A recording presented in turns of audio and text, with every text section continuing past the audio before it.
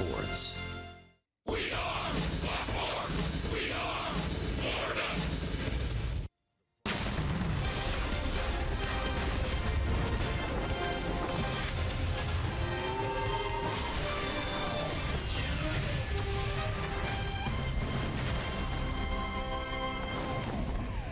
In Miami tonight, the Washington Nationals are in town.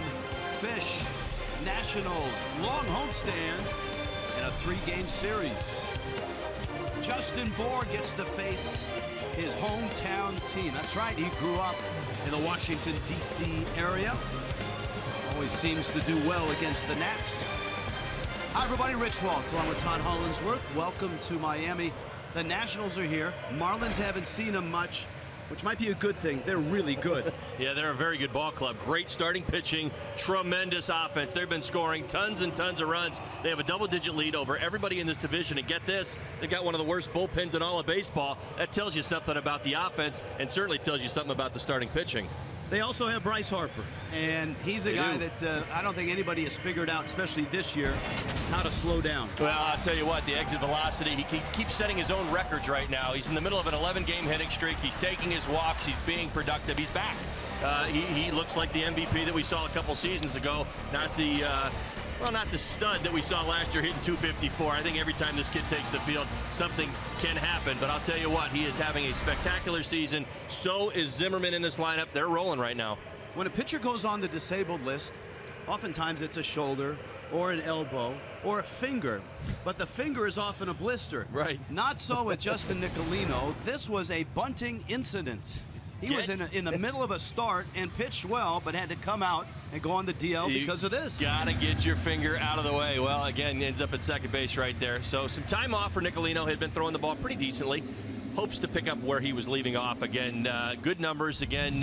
Wasn't getting too long, but again, this is a big start for him. He doesn't have particularly great numbers against the Nats, but with their lefties, they need for him to be great tonight. And Tanner Roark has been very good against the Fish in his career. So we've got Nicolino, you got Tanner Roark, you got the Marlins, you got the Nationals, and how about little Marcell Ozuna tonight? Hey kids, guess what?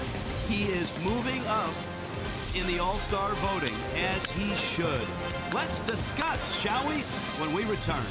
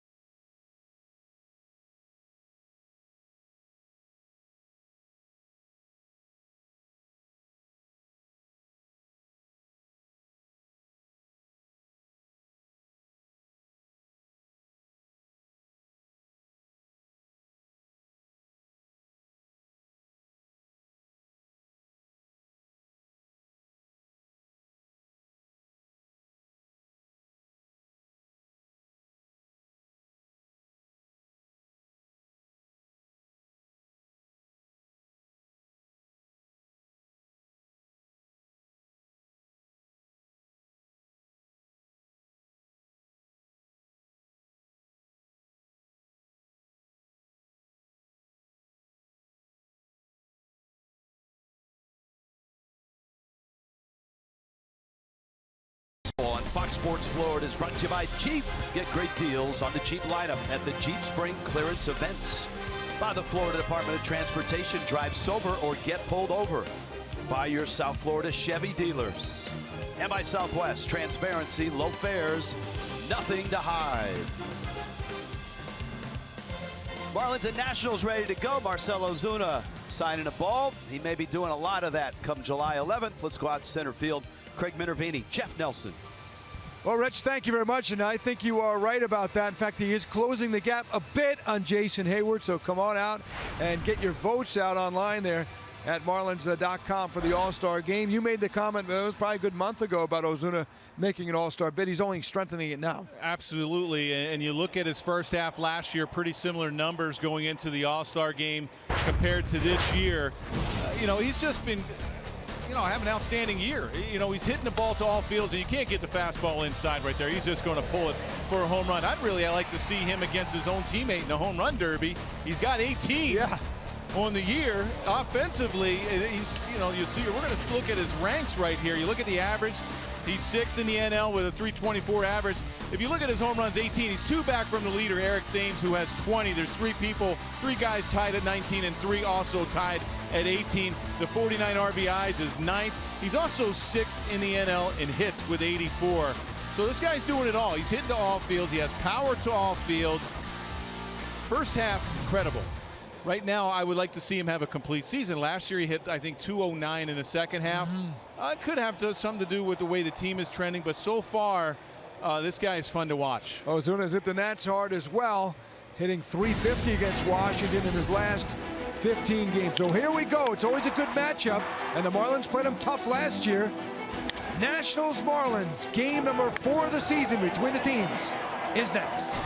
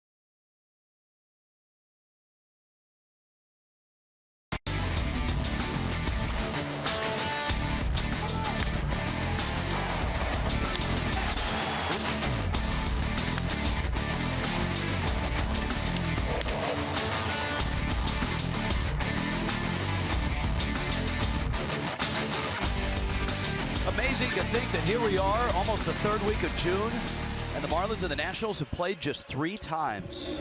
Justin Nicolino back on the mound after a stop on the disabled list. And he's facing a team that is very potent, especially against lefties. So this will be a challenge. Southwest with the starting lineups. Trey Turner out of Lake Worth in the leadoff spot versus Ryan Rayburn hits second. Bryce Harper, Ryan Zimmerman, Daniel Murphy, Anthony Rendon. That's a murderer's row right there. Matt Wieters, the switch hitting catcher. Michael Taylor, a Fort Lauderdale product. And then Tanner Roark is in the 9 spot. And there's Justin Nicolino. Welcome back to the disabled list. 3 starts on the season, 4.15 ERA, 13 innings pitched. You're going to see the fastball, the cutter, the changeup, the curveball. He's going to need them all tonight. Has to pitch to both sides of the plate. Remember how hot this lineup, this Nats lineup has been, and they have been good against lefties. So that lefty on lefty matchup is also going to be a big one tonight. Now, Nicolino winless in his last 7 home starts going back to last year. So certainly looking to change that around, get things rolling on this long homestand. Well, Miami certainly scored runs in Atlanta. Their issues came in the bullpen in the middle innings. Defensively, here's how the Fish line up behind Nicolino. Here is your Marlins defense. First game of this Nats series. Ozuna, Yelich, and Stanton. Dietrich over at third base. JT Riddle back at shortstop. D. Gordon, Justin Bour, JT Realmuto back behind the plate. Justin Nicolino on the mound. Dusty Baker and the Nationals, a sizable lead in the National League East. His 2nd season, a guy that's had success everywhere he's been. Trey Turner, fastball from Nicolino, and a strike. All right. Starting with Turner and moving through this lineup. What does Nicolino have to do to have success tonight? Well, obviously his command is going to be vital. When I say command, I'm talking all pitches. Cutter, obviously the big breaking ball that he can throw at times, his changeup as well. I think those are very important pitches. Don't fall into patterns, but he's got to work to both sides of the plate. Hitters are going to, if he can't command one side or the other, start to crowd him. Again, he throws 90, 91 miles an hour on the fastball. So you'll see hitters creep up there. He's got to keep them honest somehow. That cutter misses in, and the count's 2-1. Justin out of Orlando. A lot of Florida kids. I call them kids. A lot of Florida guys in this series. Turner from Lake Worth, and of course Nicolino from Orlando. Giancarlo Stanton out in right fields, and the first out of the night. And that'll bring up Ryan Rayburn, who last time the Marlins saw him, or the last time the Marlins saw the Nationals, Rayburn was a Chicago White Sox. Versatile guy. Nationals have acquired him. And he has a nice spot in the order, doesn't he? He gets to hit. Hey, we want it. We're trading for you, and you're going to hit in front of Bryce Harper. How's that? See if you get any fastballs to hit tonight. Well, that's what he's thinking. He's known throughout his career, very, very good against lefties. That's why he's here, certainly in front of Bryce Harper for that very specific reason. He's had a very nice career, and everybody around baseball knows the damage he's done to lefties. Adding to the Florida theme, a Tampa guy in Rayburn. Nationals lost yesterday to the Mets 5-2, but they took 3 of 4 in New York. Yeah, I think that's one of the things most impressive about this Nats team. They're 18-14 at home, but get this, 24-13 on the road. They're a very good road team. Johnny B. Baker. 9 different postseasons. The Nationals last year, his 9th team to take to the postseason, and 4th different organization. That's ripped to left, and Rayburn sets the table for Harper.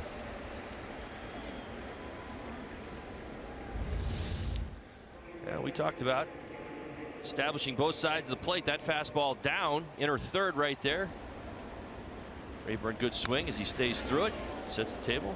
My partner said for Bryce Harper, who's got an 11-game hitting streak, stepping in for his first at bat on the night. That's not an amazing thing. What's amazing to me is his longest career hit streak is 12. Right.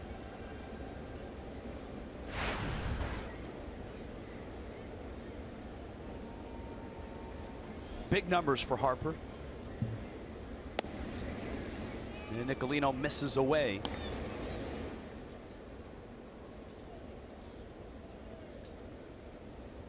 You see that 422 on base numbers, good career numbers against the Marlins as well. 398 on base percentage, 590 slugging in his career.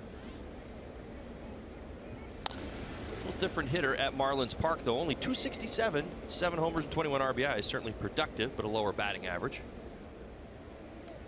See those numbers. That's actually kind of interesting. He's got the 11 game hitting streak, but it probably is explained when I tell you he's got 15 hits in his last 11 ball games. Most people think 11 game hitting streak, but he's got to have 20, 25 hits, right? He's on fire. He's getting multi-hit games, kind of like D. Gordon's doing right now. Well, he's taking his walks as well. It really does explain it. Only 15 hits in that 11 game hitting streak. As you would expect, and it's deserved, Harper and Charlie Blackmon are sitting on top of the National League outfield in All-Star voting. Those results released, as you just heard Craig Minervini and Jeff Nelson discuss. Marcell Ozuna has moved up to 5th on that list, behind a couple of guys that are not having All-Star seasons, but they're wearing Cubs uniforms. Thus, they're getting lots of votes, and that's Ben Zobrist, Jason Hayward. Yeah, Zobrist being viewed as an outfielder. This part is still somewhat interesting. He does a little bit of everything. Having an okay season, as is Hayward. That's the pitch, especially against Harper, that Nicolino has to get. He's got to be able to, again, pitch to both sides of the plate, but right there you see it. It's not so much where it is in the zone. That's probably a little higher than actually where he wants it, but it's on the outside corner and still working off that corner. Ryan Zimmerman is on deck.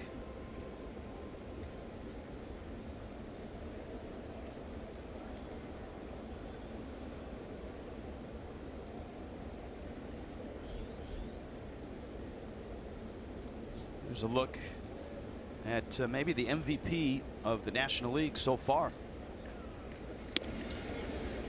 Checked his swing, and it's in, and the count's 3-2. Well, he showed the willingness to throw his changeup right there to Harper on the inside part of the plate. Good pitch. Unfortunately missed in there. Harper was fooled by the velocity, but the location was not where it needed to be. Yeah, you said murderer's row. There's no doubt about it. Against lefties, particularly the middle of this lineup. Zimmerman 360, Rendon 405, Murphy 333, Harper 302. All against lefties this year.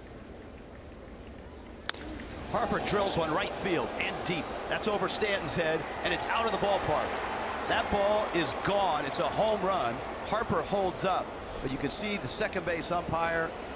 That ball hit above the Miccosukee sign. That's a home run.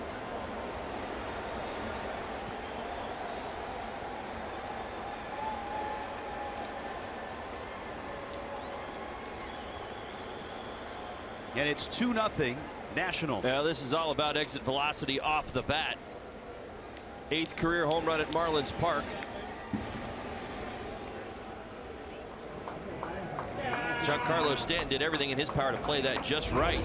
His pursuit, he didn't chase this back to the wall. He just got himself into position to play the ricochet off the wall. You see it right there, hitting right next to the 392 sign. There it is. That is the old wall here, and it is a home run off of that.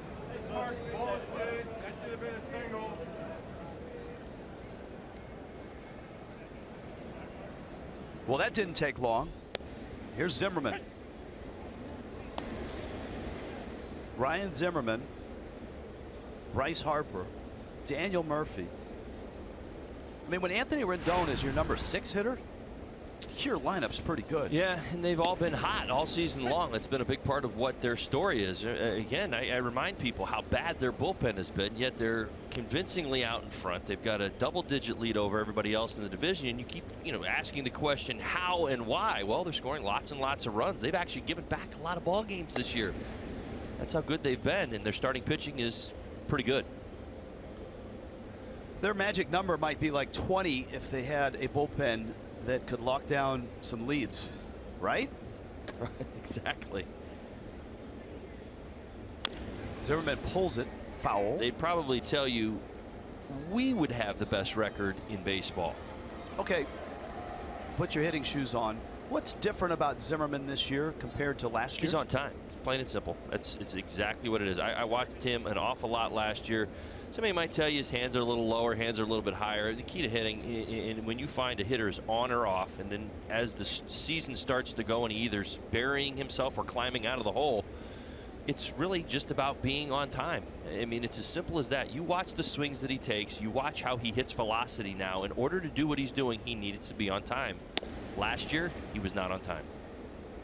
Is that a Is that a footwork? Is that a no leg kick? It's a vision conversation. You start your swing when you start to recognize, and the sooner you start to recognize, the better off you'll be. I mean, he does it all. Watch, he's got a leg kick, he's got a hip turn, he's got a little bit of everything going there. He's even waggles the bat up above his ear. So what does that tell you? All that has to be on time. In order to turn that around and put the barrel on the baseball at 95, 96 miles an hour, you've got to be on time to hit that pitch. If you're not, then you're going to get beat. Ball ends up middle of the bat, end up missing it. Hits it hard to Riddle. And there's 2 outs here in the first.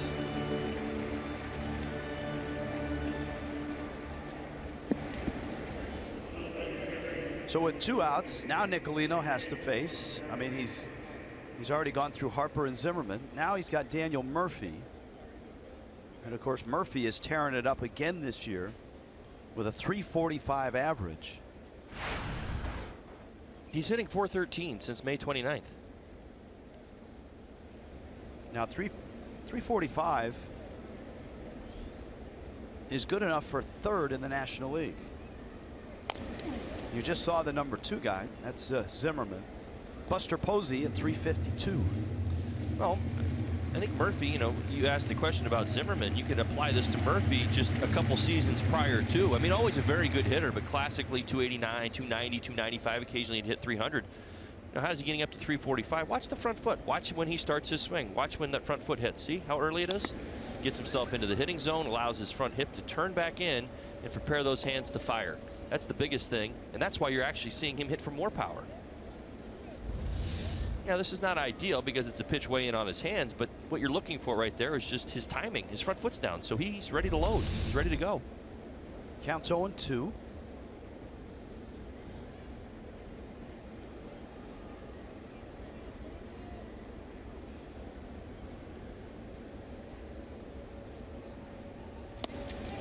And Nicolino gets him.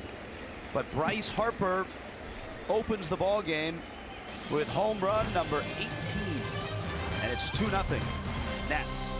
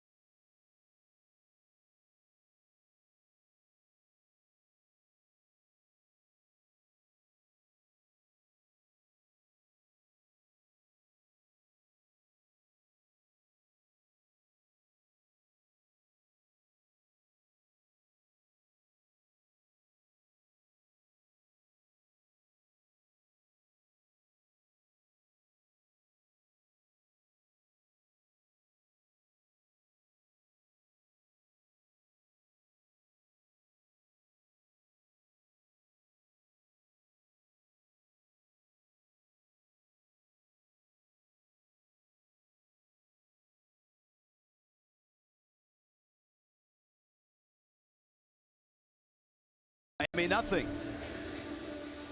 2-run homer has opened the night. D. Gordon sits atop Miami's lineup, which is presented by Southwest. Giancarlo Stanton, Christian Yelich, Marcell Ozuna in the cleanup spot. Justin Bour slotted 5th. JT Realmuto doing the catching. Derek Dietrich 7th. JT Riddle hits 8th. And Justin Nicolino in the 9th spot. On the mound for the Nationals tonight, Tanner Roark, 6'2", 235 pounds, the 30-year-old. See the scouting report on him. June Swoon, 3 starts this month, 6.27 ERA. Hitters hitting .321 against him this month. 4 home runs. In fact, his last 2 starts are actually hitting over .400 against him. Now, balanced attack. You will see, as you see right there, a fastball, a slider, a change, a curveball, and a 4-seam fastball. In the numbers across the board, fairly similar. Similar, thank you. 260, 270, all right in the same neighborhood. That tells you he's willing to throw anything, anytime. D. Gordon doing what he's been doing for the last 3 weeks. Lining a shot to left. 7-game hit streak. Marlins in business against Roark. Yeah, you watch this same bat path. Gets a fastball. That's the two-seam fastball. It's up. You heard me mention right there in the scouting report that Tanner Roark has been struggling this month. But he wants to see right there, able to go the other way.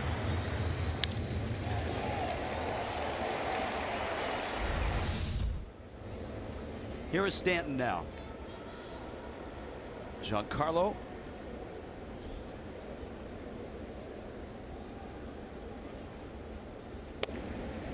Not great individual numbers against Roark. 214 and 28 at bats, but he has hit 3 home runs. You got Gordon, 25 stolen bases. You've got 2 really good leadoff guys with a lot of stolen bases in Turner and Gordon in this series. Now the big 3 have all homered against him: Ozuna, Stanton, and Bohr. Stanton with 3, Bohr with 2. Ozuna has 1 himself.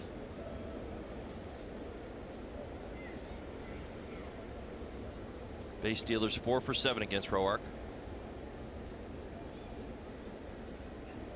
D bluffs. Stanton takes a strike. Now, tell me this. After getting hit on the wrist in Pittsburgh, Stanton did homer a few games later. But since then, his swing does not look the same. You buy that? Well, I think it's how he's been pitched. I mean, I don't think that Giancarlo raced back and that he was 75–80% of himself. I mean, I'm sure he probably felt his wrist. Bouncer to Turner, underhand Murphy, turn to first, and a double play erases Gordon.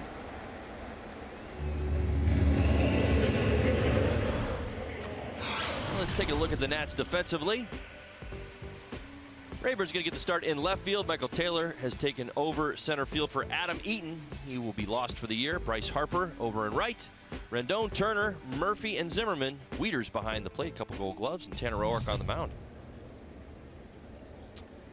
I think the Braves really just didn't give him a whole lot to hit. I mean, again, that classic pattern that we've talked about all season long. Fastballs, particularly two-seamers under his hands, and lots of sliders away. And they kept adding on the outside part of the plate. Well, Christian Yelich, who follows Stanton in the order, had a nice series in Atlanta. 5 hits, couple doubles. Was on base a lot.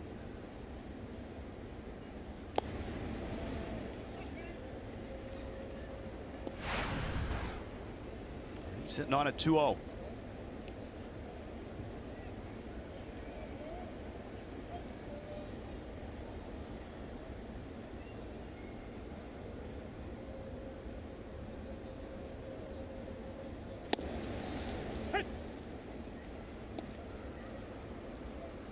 Roark has always been an underappreciated asset in the Nationals rotation. Well, he got bumped out of the rotation a couple seasons ago after having a fantastic run in the rotation. Why? They acquired Scherzer. There's the changeup from Roark. I said it when we were talking about the scouting report. Again, fastball, slider, changeup, curveball, two-seamer, four-seamer, but that's the circle change right there. And again, when you look at the percentages of how he uses his secondary pitches, the slider 17%, the changeup 12%, the curveball 13%, he uses them all. He'll use them in any count. It's not a lefty-righty thing. It's a feel.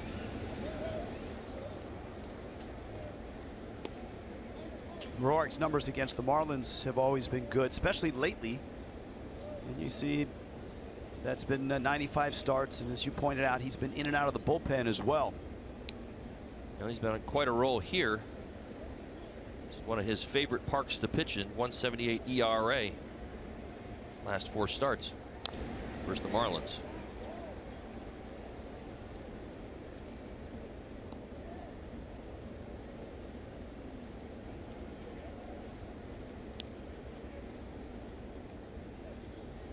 Yelich still has yet to go on one of those 2-3 week benders where He gets 2 or 3 hits seemingly a night. That one up the middle. Roark got a piece, and Turner throws him out. An inning in. Nationals 2-0.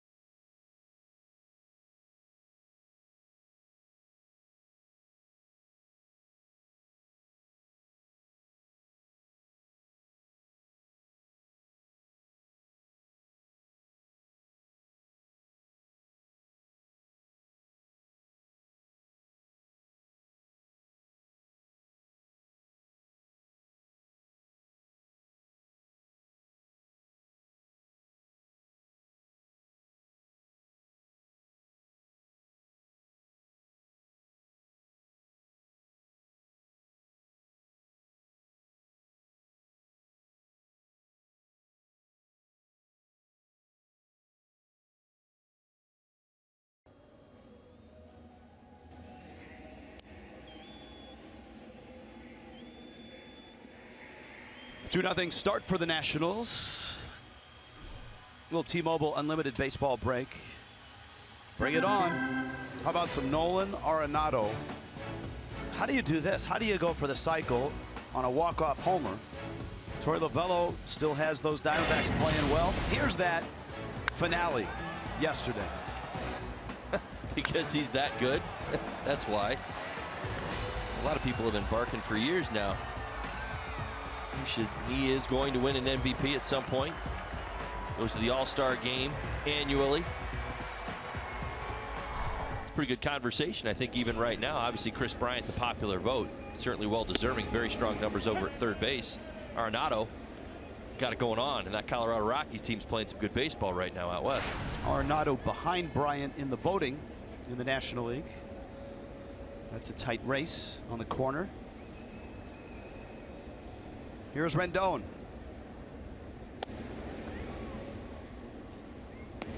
Anthony Rendon, not spectacular, but very steady. Dozen home runs, 286 average. He's had plenty of guys to knock in. He's driven in 44. Now, 10 of those came in one game. That's right. We all remember that day, right? That was April 30th.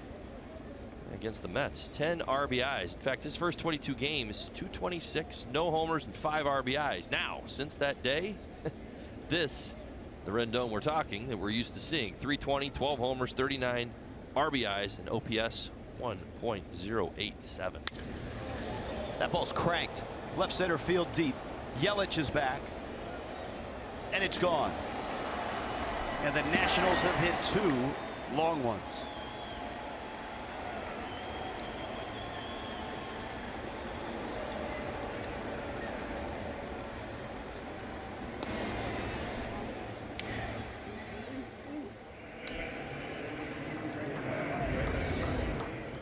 Well, he's going to get a fastball out over the plate, and the extension that we talked about, how hot he's been on time. I mean, you look at this Nats lineup right now, lefty, righty, all the way down. We talk about being able to command the both sides of the plate and staying out of the middle.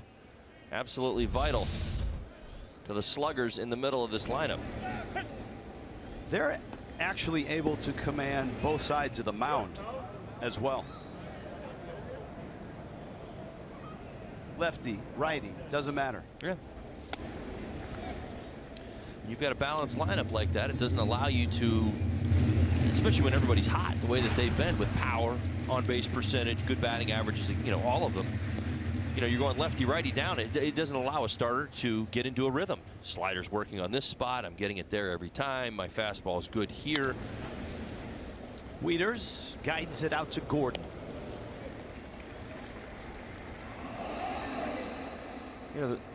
Sometimes what you'll see is who they struggle with are guys with stuff, guys who can bring it, number ones and aces, and that's kind of why they're put together the way they are.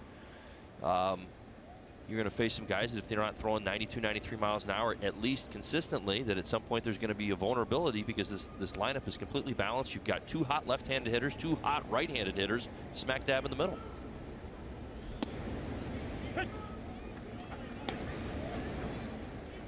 Fort Lauderdale's Michael Taylor, great defensive player, starting to blossom offensively. What a great position to be in, too. Obviously, the Nationals would love to have Adam Eaton, but Taylor has picked up that playing time. They love his athleticism. He can go get a baseball. He's got some power to go along with it. The numbers are starting to improve. That's a flare. It's going to fall for a hit, and with his speed, that's 2.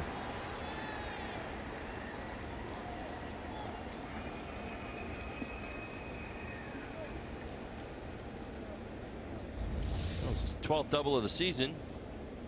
It's beat on the pitch right here, able to keep it fair down the right field line, and then it's just about picking up, retrieving, and certainly acknowledging the athleticism and speed of Taylor right there. That's an easy stand-up double.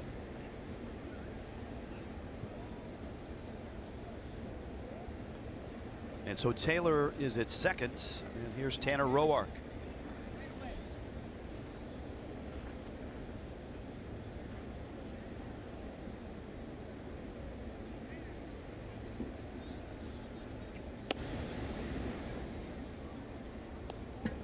Of course, for the Nationals, the sizable lead in the East is 10.5 games. That's not uncommon, though. You look at the American League West. Houston's got an 11-game bulge.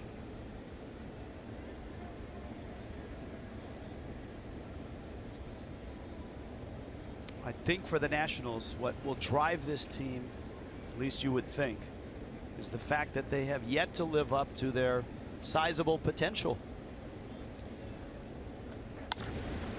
in the postseason.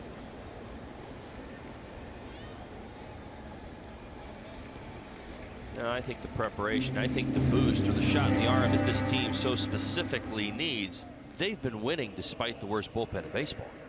I mean, that stands out, and I think at some point, and I think back to last year with Chicago Cubs, their starting pitching was fantastic all season long. They were scoring tons of runs. When they acquired Aroldis Chapman, it changed everybody's mindset, even for a team that was so far out in front of everybody. So if the Nats are in that position, they're going to have to consider doing something like that to lock down those late innings.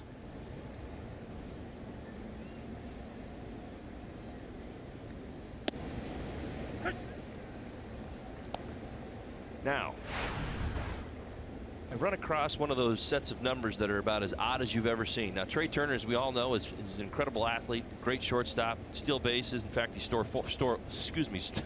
4 of them yesterday. He's hitting .164 against lefties this year with no homers and no RBIs as the leadoff hitter for the Nats. And he's right-handed. And he's a really good baseball player. It's just one of those things that stands out.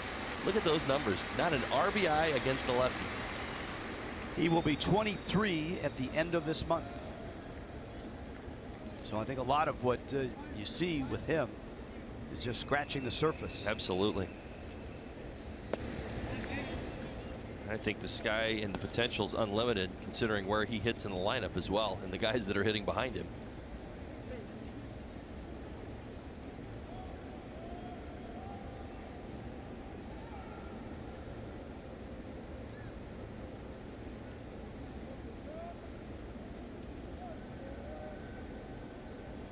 One-two.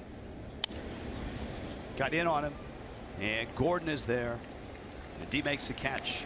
Another home run for the Nationals. Anthony Rendon makes it 3-0.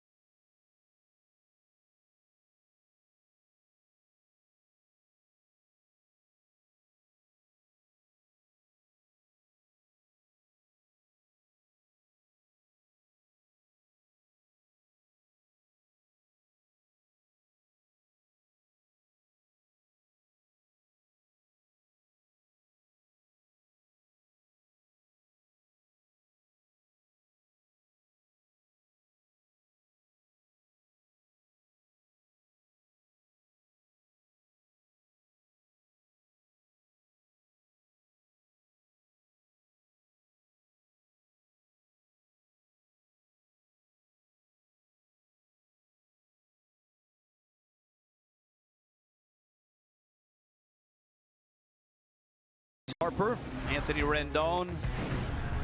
The goal is to keep the bullpen from dancing, right? That's what the Cubs do when they hit a home run now. Cubs and Marlins. Do they only do that at Wrigley Field, I hope? Yes, thankfully. Okay, good. Thankfully. Marcell Ozuna fouls it back. Marlins.com for tickets. Cubs are coming up.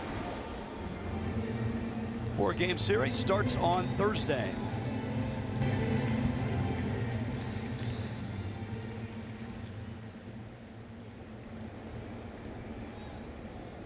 Marcell Ozuna.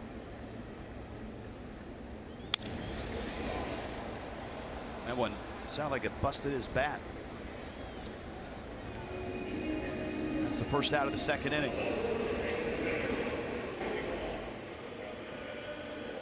Justin Bour, JT Realmuto to follow. And of course, Bour came off the disabled list in Atlanta. It looked like he was still red hot. Yeah, 4 for 8 since coming off the disabled list with 4 RBIs. Yeah, he is. He is hot. Last 26 games, 400, 13 homers, 26 RBIs. Whew.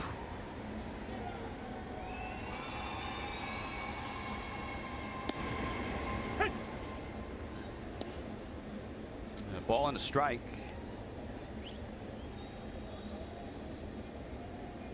Got that slugging percentage over 600 now.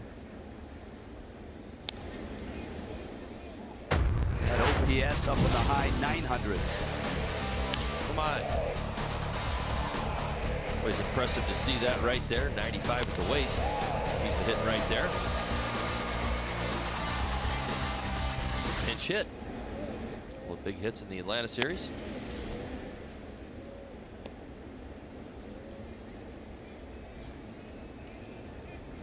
Fastball up, and it's 2-2.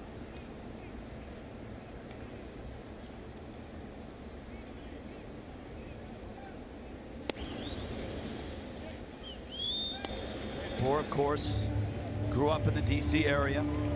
George Mason played his college ball. That's in Fairfax, Virginia.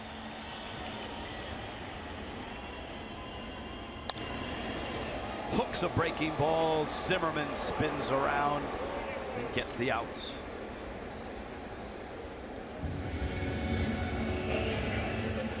Still a quality at bat by Bour. Gets around this breaking ball just a little bit. One hop smash right at Zimmerman. Little Olay over there at first base.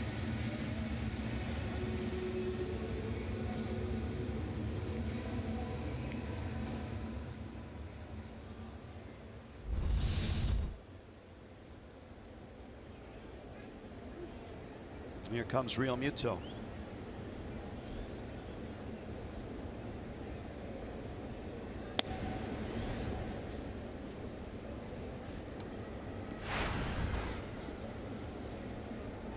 JT had a good series up in DC. In fact, he was player of the week. Yeah, off those numbers right there. Big opening National series. League. Actually, what I was thinking about Justin Bour, almost like Justin Bour wants to reintroduce himself to the Nats. If you think back to, you know, he was hitting the ball to the left side, and he was really trying to stay inside the baseball. He's a totally different hitter right now, and the Nats don't know that yet. Well, the thing about the Marlins and the Nationals, they haven't played much at all this year. But they're going to. I think the month of August, there's like 10 games between. They're going to get real familiar. Two teams. Right. Hey.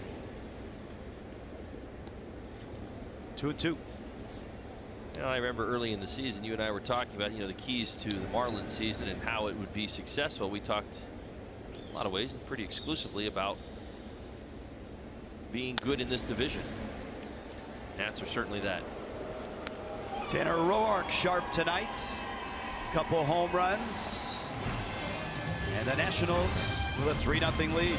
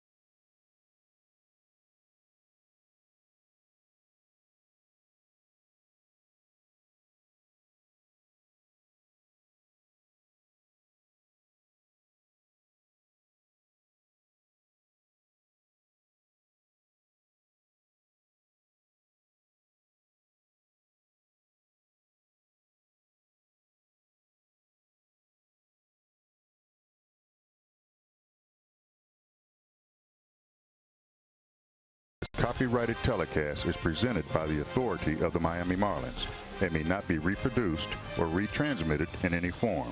And the accounts and the descriptions of this game may not be disseminated without the express written consent of the Miami Marlins. Terry's voice has always sounded better than mine, especially tonight.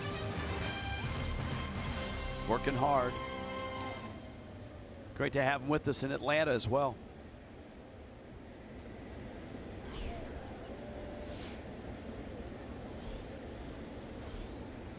Ryan Rayburn, Bryce Harper, and Ryan Zimmerman. That's off of Dietrich. Riddle. And the Florida Gator, Ryan Rayburn, has another hit.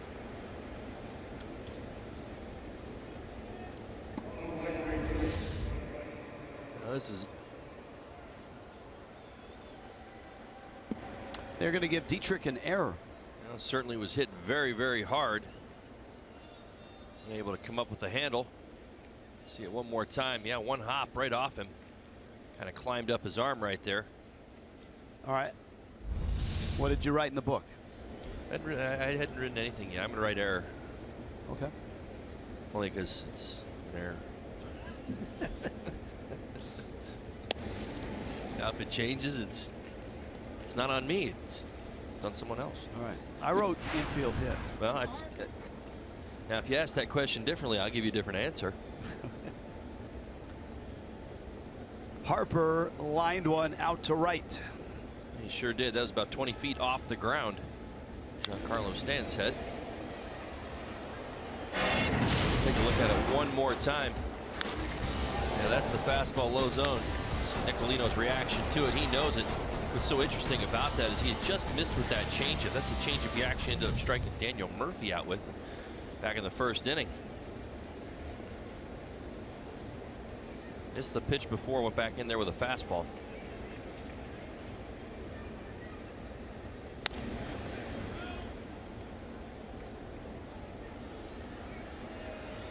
He has such a unique swing.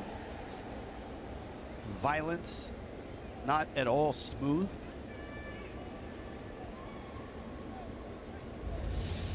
Watch the top hand. That's what his swing in my mind is a lot about. You see the elbow up and then the extension and the power and the finish. I mean, he gets everything out of his frame, his body, his size, and that's it. He puts everything into every swing.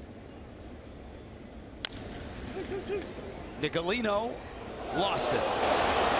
Everybody's safe. The chance to get a double play started the wheel spinning. And they just started spinning a little too fast. Yeah, sped up on him just a little bit. Nice play coming up with the ball right here. Catches it off the end of the bat. It's going to be an error on Nicolino right there. Realized he really had to kind of accelerate. I think that's where this thing happens. He wants to go a little bit faster than he was intending to. As Rayburn was doing a good job getting down to second base. So he doesn't really come up with the handle right there, and then the ball jumps out of his hand. Nationals hustling all the way. Well, that's got to be an error, and it is on Nicolino. So 2 errors in the inning. And here's Zimmerman again.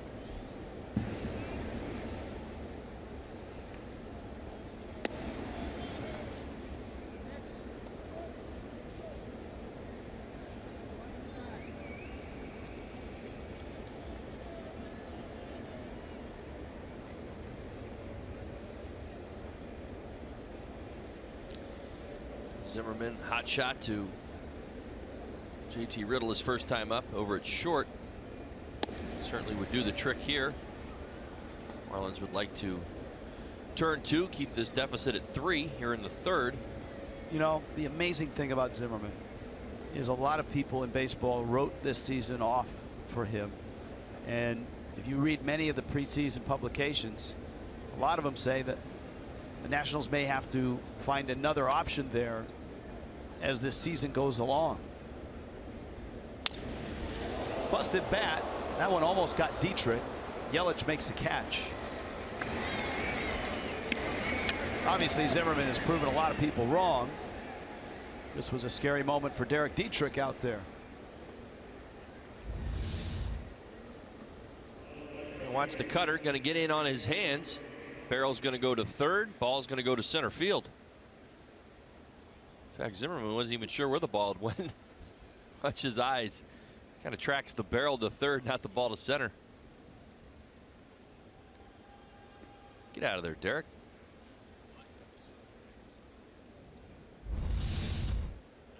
You were talking about Zimmerman and people who had given up on him, and I agree with you wholeheartedly. And I think sometimes you see it at the major league level, and you don't always see this in the minor league level, but his contract protected him. He's got a hefty contract, one that he has earned as a national. He is a career national. Remember, he was their first pick. Yep. All the way back in 2005, and he's been there, and they've taken care of him, obviously financially in the years and the terms of his deal. But those circumstances a lot of times will get you through the rough times when things aren't going right. He's back out there. He worked his tail off this one, right? But a couple different pieces on that to get back to playing at this level. So certainly well deserved. But around baseball, a lot of people were like, there really weren't the signs that he was going to bounce back from what was going on last year.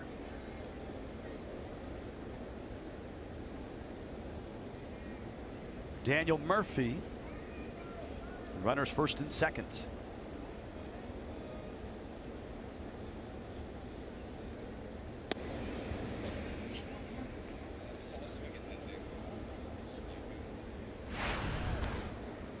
Two and one.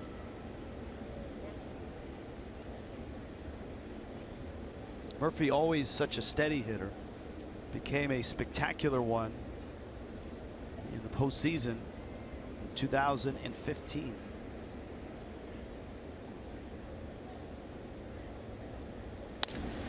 And he rips it into right field, and he has stayed spectacular since. Rayburn will score. Harper to third. Murphy with a double. His 21st. Now the same set of sequencing going on with Nicolino here. Remember, we talked about the Harper homer. Missed with the changeup, went back to the fastball. Caught the fastball, hit it out for a two-run homer. That pitch right before to Murphy was the changeup. This time Murphy didn't swing at it. Now he earns himself a fastball on the inside part of the plate. Here it comes. There it goes.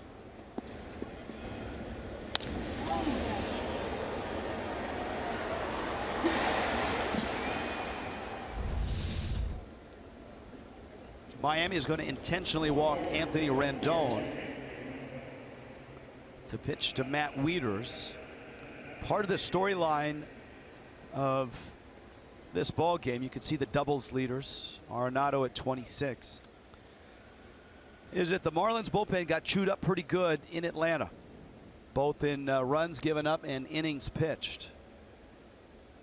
And so Don Mattingly would really like Nicolino to put some mileage on this ball game. He's at 52 pitches with one out here in the third. There's a bouncer towards Dietrich. He's going to come home out there, and Real Muto will hold it. And that is out number 2.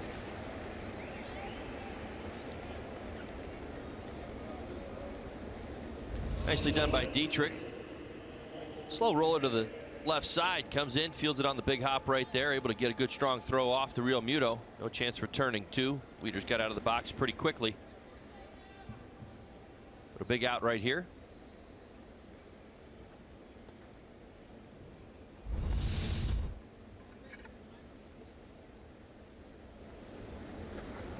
So it's Michael Taylor. Bags are still loaded. Nationals a 4-0 start. And that's a base hit. That'll chase home at least 2. Yelich over to pick it up.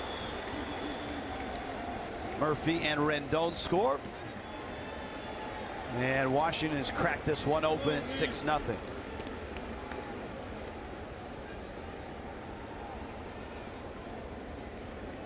Second time through the lineup, you've seen an aggressiveness from this Nationals team, particularly the last 2 hitters jumped on first pitches. See Taylor right there. Pulls the hands through, lines it back to center field.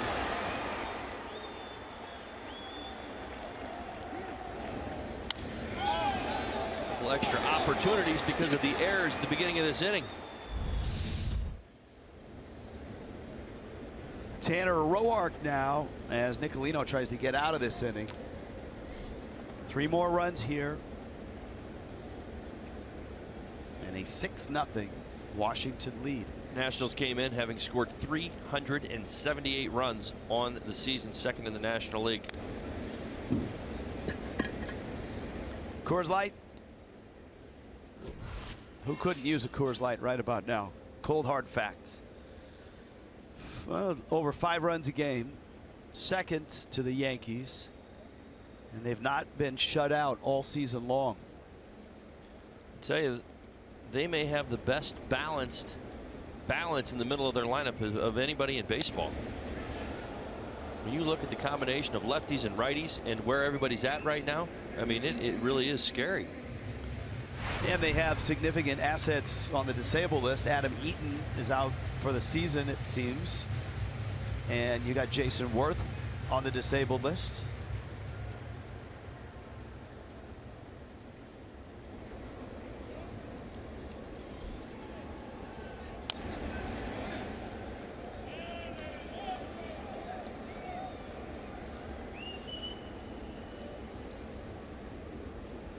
You know, in terms of options for Miami in that bullpen, I guess Vance Worley would fit that bill.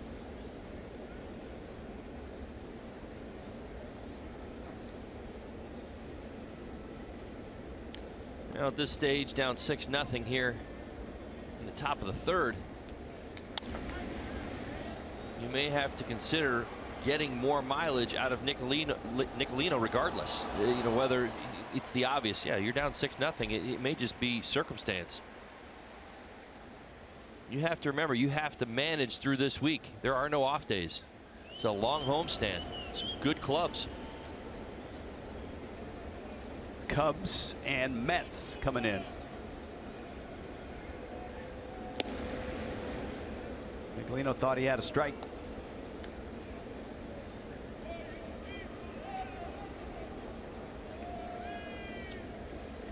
One and 2 to Tanner Roark.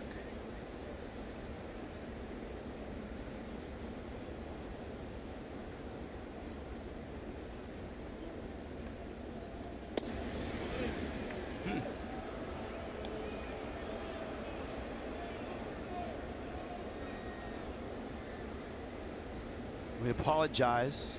Our Fox Tracks is not functioning again tonight.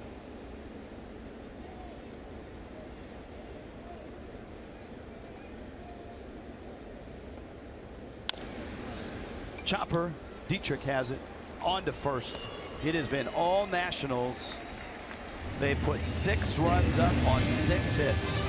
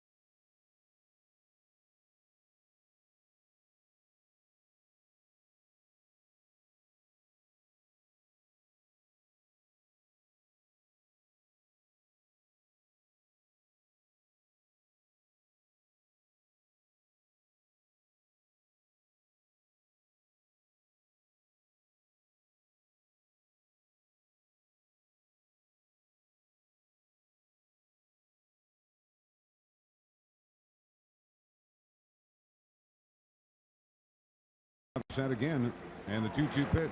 Swing and a miss. He struck. And here comes a pitch. Klesko, fastball. Got him looking. He struck him out looking. And he got him with a fastball on the outside. 3-2. Levon says yes to CJ, and here comes the pitch. Strike 3 on the outside corner. He got him.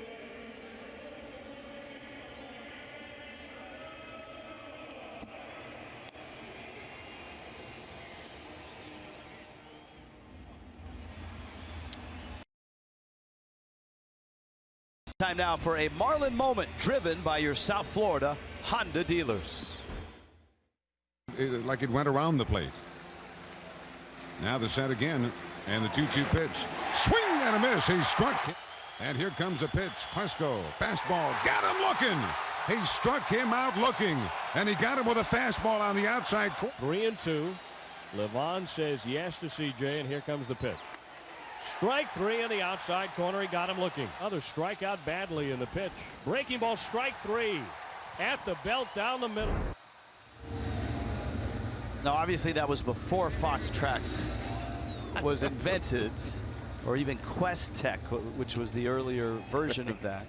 It was Eric Gregg. Is that the first thing that came to your mind right there? You know, here's the other thing about that game, because, you know, Braves fans, a lot of people talk about Eric Gregg and how he had a huge strike zone. Right. Who's the best pitcher in that era of exploiting? Well, Maddox. Okay. Who was the starting pitcher for the Braves in that game? Probably Maddox. Right? Yes, thank you. So I'm sure Maddox got a few corners, although obviously Levon took it to an extreme. Well, right, and you're watching CJ watching his arm kind of bending with the pitches on the way out there. Good stuff, though. Derek Dietrich takes down low.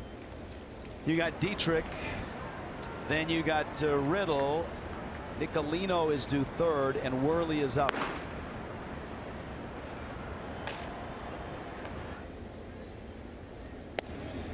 And Dietrich takes a strike. So the Marlins going to climb back in this. They've got to jump Tanner Roark. Right. Well, I think that was the plan all along. Certainly trying to get the offense rolling. The offense has been rolling. Roark had been struggling here in the month of June. That's a ground ball, base hit. Dietrich into right center. The game plan doesn't change, Rich. I mean, you know, ideally you're down 6-0. Let's not forget, we talked about it. I know Nelly was talking about it during the pregame show. It's well documented. This bullpen is not good for the Nationals. They have been struggling. Dusty has been riding his starters long and hard. Get to some of the numbers as this series starts to unwind.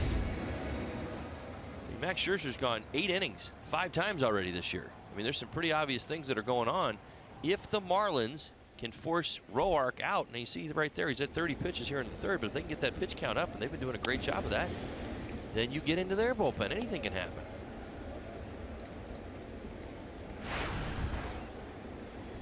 So as Riddle settles in the box, Ichiro settles in on deck. Dietrich at first, second hit against Roark.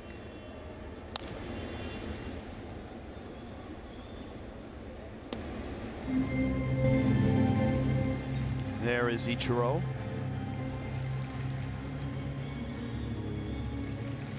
Yeah, bottom third.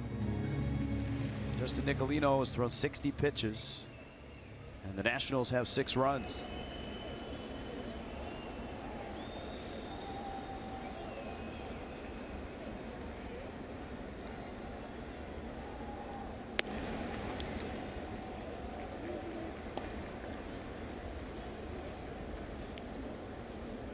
Two and one.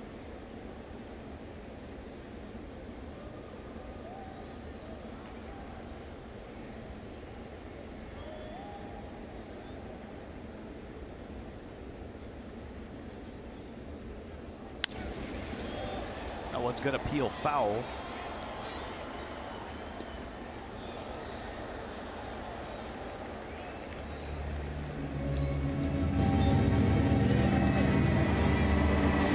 Riddle. Now, the left side of the Marlins designed infields is intact tonight in the minor leagues, playing a rehab game. Danny Echeverria, Martin Prado.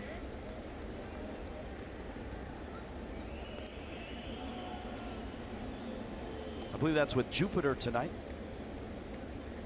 We've got Miguel Rojas, of course. Looking forward to seeing the Marlins back at full strength. Rojas probably 2 to 3 weeks away. That broken thumb.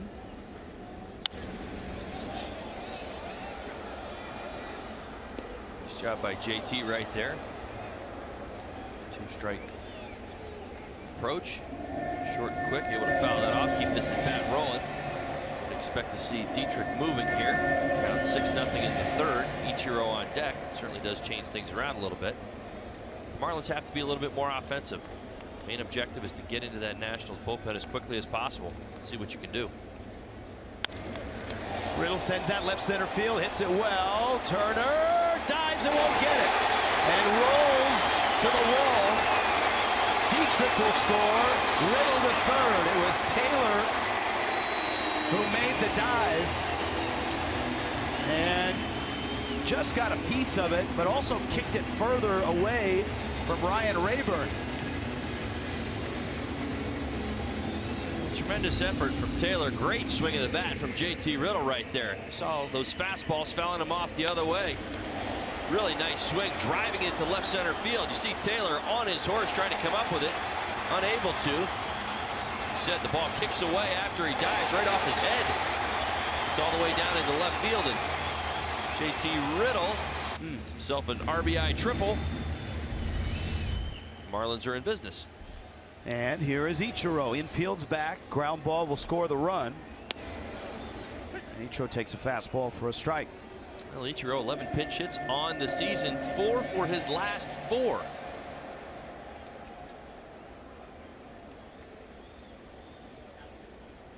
Oh, check that, 4 for 5. I forgot. Yep, he did. He struck out yesterday. Still pretty good. 800. Fastball's up. So that means Vance Worley's coming in this ball game.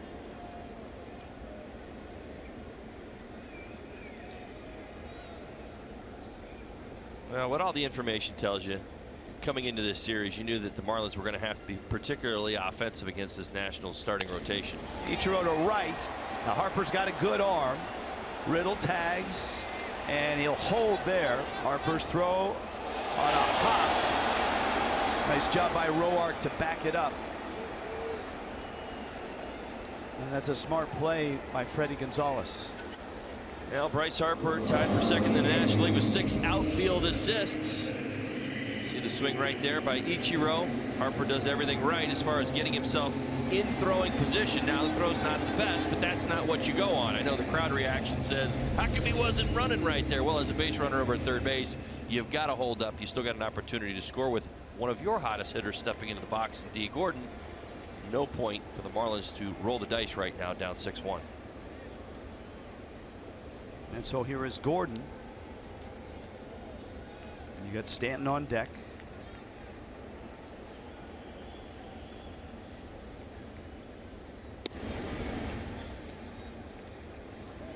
Line drive, base hit to left his first time up.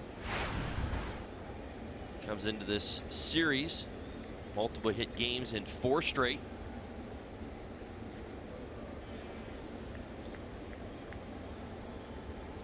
Line drive base hit in the first. And a 1-0.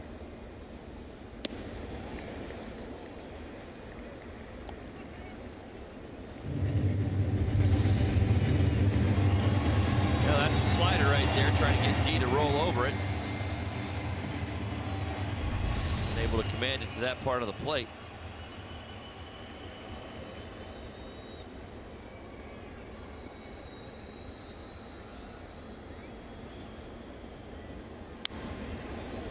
Gordon fouls that back, and it's 2-1. If you're Roark, yeah, you got a big lead, but you're thinking about keeping it 6-1. You're looking for a strikeout here.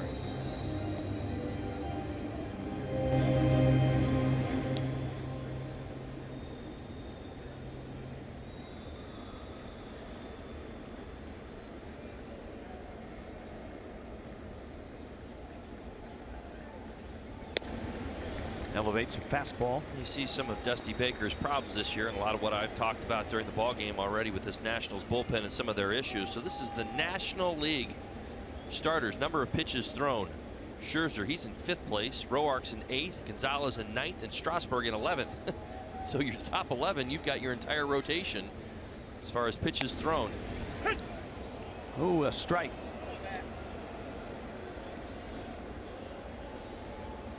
Rays fans, Chris Archer's thrown the most with 1,602.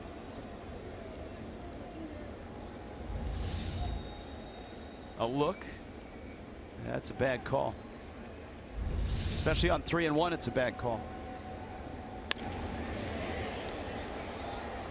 Interesting how that works an awful lot. What does Roark do? Goes right back to that spot. And what's D. Gordon do? Defends it. You see specifically the influence that a home plate umpire has over the strike zone and what hitters and pitchers do to play off of what they see and know.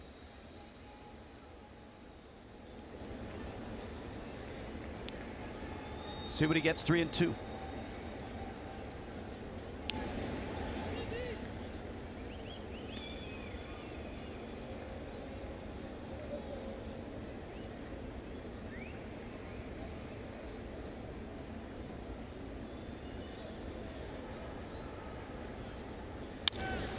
That will get the run home.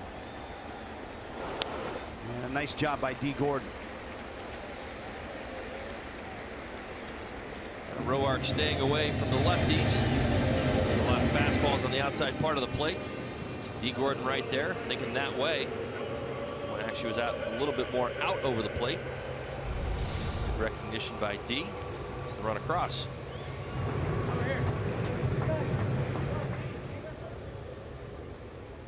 Stanton now, his second at bat. Bounced into a double play his first time up.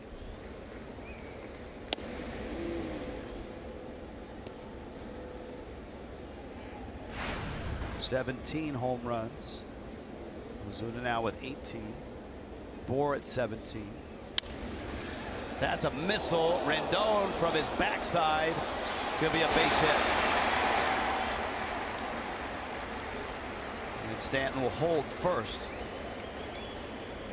Now the Nationals, Zimmerman tagged Stanton thinking he had made a move towards third. You have to make a decided move. Right. That's not a play that you can review by replay. No, and that's what he's trying to sell him on, but it didn't actually happen. Giancarlo Stanton hustling all the way. Rendon tries to make a spectacular play, didn't, just knocking it down. That was a rocket.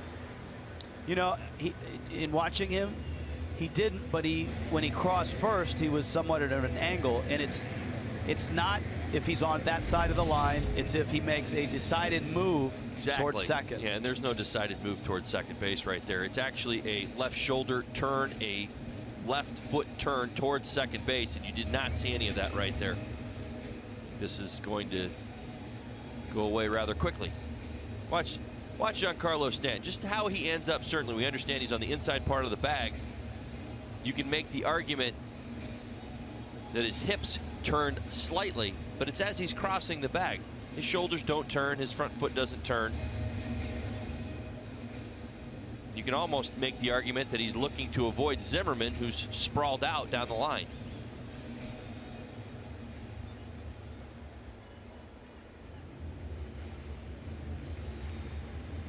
It is close. I'll grant you that.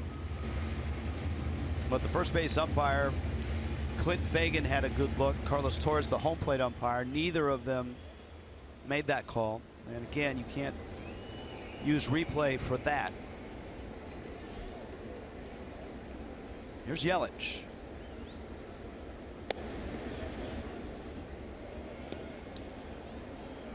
Miami is down by 4. And they have 2 runs here. So they're still down 6-2. But the more pitches they put on Roark's speedometer, the closer they get to that bullpen. Yes. It's exactly what they're looking to do. Back-to-back changeups to Yelich right there. So you see Roark going to all of it. I guess you would put mileage on the odometer, right? Did you say speedometer the first time? Yeah. I was with you. I knew what you meant. All right. Yeah, we're good.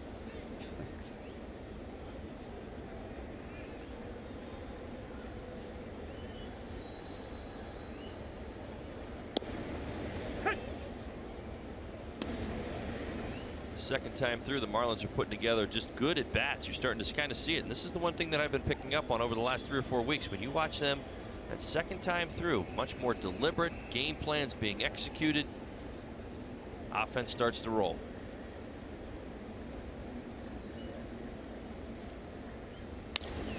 Yelich fights it off. Frank Menechino one of Miami's hitting coaches.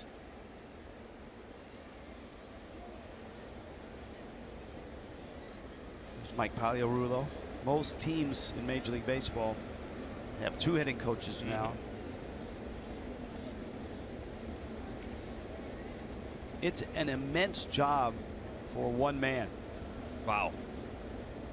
Think back to my hitting coaches. I'm not even sure how they did it. And I think more so now than even 10 years ago when you had a hitting coach, because of the explosion of video. Well, the knowledge, yeah. There's so much information to process. How could you possibly process all the information that the hitters have at their fingertips with your hitting coach if there was only one of them? Full count. Stanton on the move. And Yelich shoots it foul.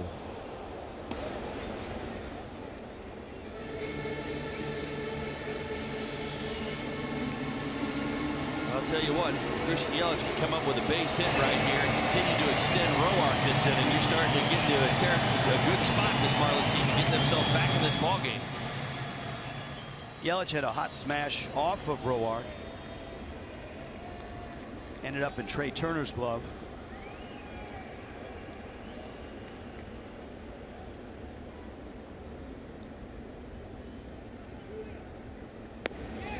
It's a good take. And you get the sense, we said Yelich hadn't really had one of those 3-week binges. You get the sense that he's starting He's creeping on one right now. Yes, Yeah. he is. I keep thinking the same thing too. He's so close. You see it. You know, his first at bat, it's right there. Daily, the swing is consistent. The approaches. Now you're just kind of, honestly, I think you're just waiting for the results right now when you see him hit. And at some point, you're going to see it where he's going to hit a home run. He's going to hit a double. It's going to be a 3-hit day followed by a 2-hit day. And next thing you know, big numbers are going to follow. And that brings up Miami's hottest hitter, Mike Maddox. Taking a look at Marcell Ozuna. Continued to be impressed by this season he's put together. I'm not sure there was a bigger home run, at least in my mind, than the one he hit yesterday, just by where he was at, the struggles he was having in Atlanta, and how meaningful it was to the team. At home this year, 387, 12 homers, 29 RBIs. Home cooking. He loves it. He loves it here at Marlins Park. I love the fact that voters are taking notice. He's 5th in the National League outfield right now. He should be 3rd. We got to keep screaming about it. He really does. I mean, there hasn't been, in all honesty, there hasn't been a more consistent Marlin this year. There has not. There's been some good players, some great seasons. Guys are, listen, Justin Bour's been absolutely outstanding. Giancarlo Stanton's having a big year. Marcell Ozuna's start to where we are today has been there, has been consistent, is hitting for power, is hitting for average, is driving in runs.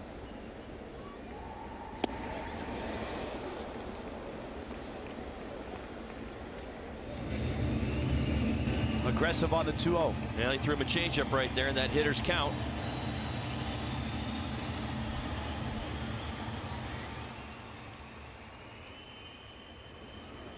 Still ahead in the count.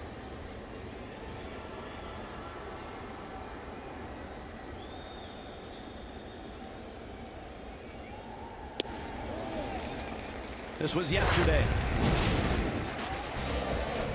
All right, in line with everything that I was just talking about, the significance of that home run with the team being down and where he was at in that series. Hadn't seen a whole lot to hit. In fact, was hitless in the series up until that point. Steps in, takes 97 on the inner half. I'm going to say inner half. That ball was in off the plate and turned it around and tied up that ball game. 3-1. Well, the Nationals watch video too. Well, hey, listen. Marcell Ozuna's playing the percentages here. This is a slider. Remember the 2-0 swing. What did he swing at? He swung at a changeup, right? He got a changeup out over the plate and down. So now he's ahead 3-1. He laid off the fastball out. He threw him a slider right there that tells you an awful lot. But guess what? Here's the deal. Runners are on the move now with 2 outs. Would love to get Bour up. The bag's loaded. 3-2 to Ozuna.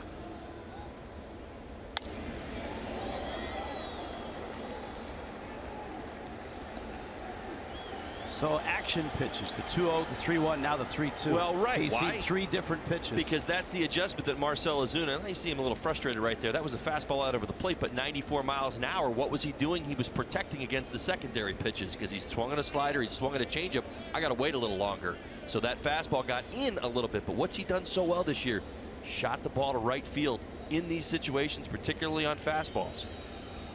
3-2 again. It's up, and Bohr comes to the plate. Bags loaded. A long inning continues. Mike Maddox on his way out to the mound. I'll tell you what, this has been much more about the Marlins than Tanner Roark losing it. This isn't a classic example of a pitcher and his inability to find the strike zone. These are quality at-bats. This Marlins team is making him work right now.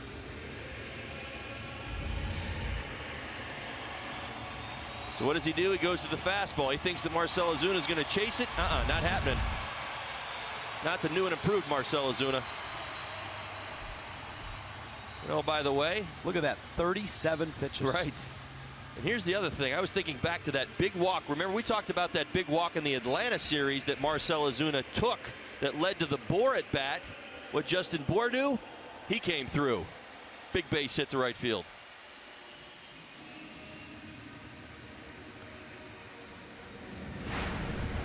Two grand slams in his career. 2 home runs against Roark in his career. Big shift right side. There's a big hole on the right side as well. Change up. Bohr swings and misses.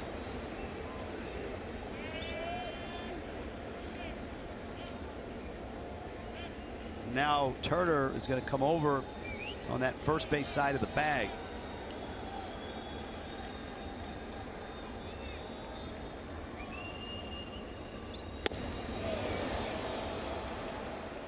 Changeup and curveball.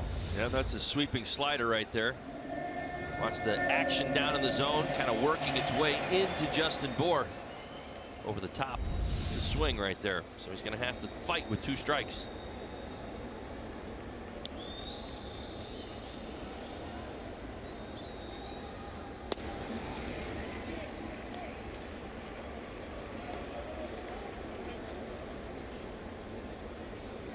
Early in the season, Bohr feasted on changeups. Lately, it's been lefties that he's hammered. It's true. Sure has.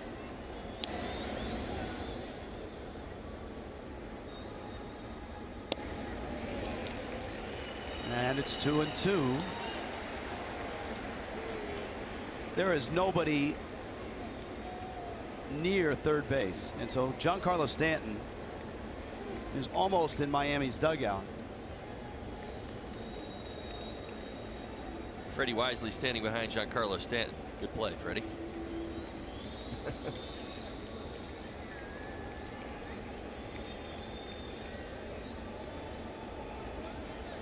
Wieters on his way out to the mound. You know, as a runner, there's a point of diminishing returns too. You want to get a huge lead, but you don't want to get too close. You also have to remember in this situation, there's a guy in front of you. There's an old saying, you're only as fast as the guy in front of you. So it doesn't matter how much speed you may possess. If you've got somebody who's half as fast as you are, it doesn't really do you any good to get a huge lead because all you're going to do is ultimately chase them down.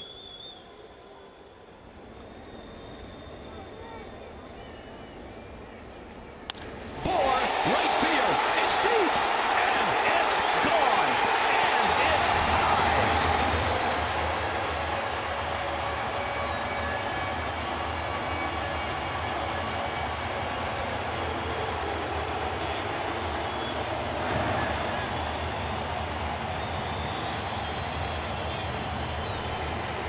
How about that?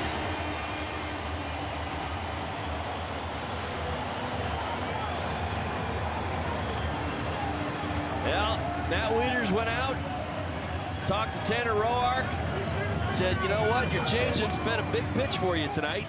Been able to get some swing and misses at it. Let's try it one more time. Well, one time too many. Justin Bohr all over that changeup. And this game is tied at 6. Well, you and I were talking before the game and thought, you know, how do the Marlins win this game tonight? We said lots of runs. There it is, the circle change. The difference is the location. It's got the tumbling action, but it starts out way too high in the zone. Justin Bour all over it. No doubter. Wow.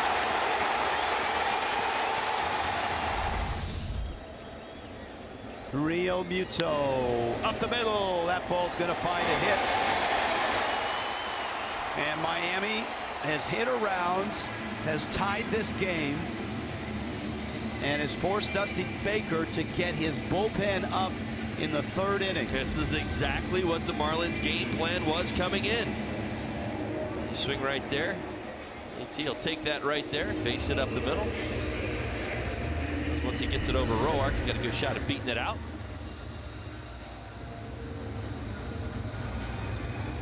I was never any good at deciphering those meetings out there on the mound, Rich. I just, you know, I would have talked myself into a fastball look right there, but Justin Bour all over it. I tell you that all the time, right? We gauge those meetings. That's what you call a bad meeting. Well, look. We talked about the changeup and how Bour had blistered it early in the year. Right. But, and I mentioned it his first at bat, this is a different Justin Bour right now. Let's not forget that. I mean, he is a different hitter than the one the Nats saw early on in the season. And that's it. That is it for Tanner Roark.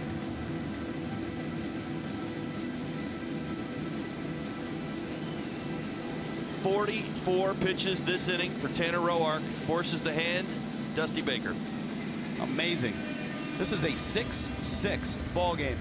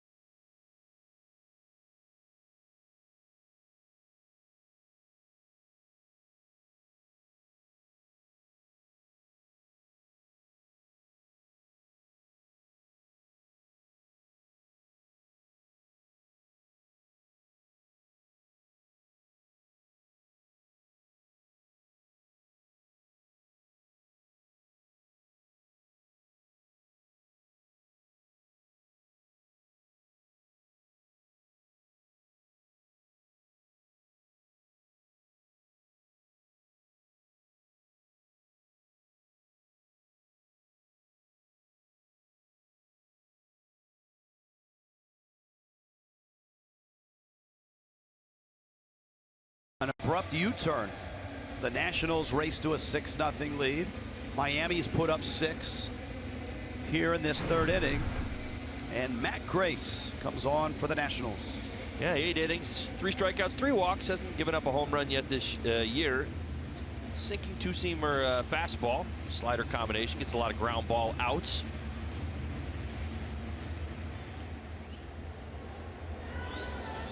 Derek Dietrich.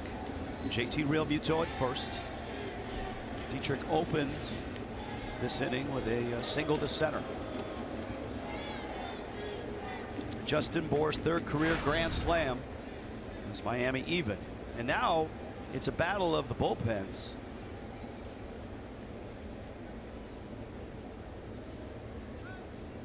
And of course, the Nationals bullpen has been their Achilles heel. Give you some numbers. 5.15 ERA, 29th in Major League Baseball.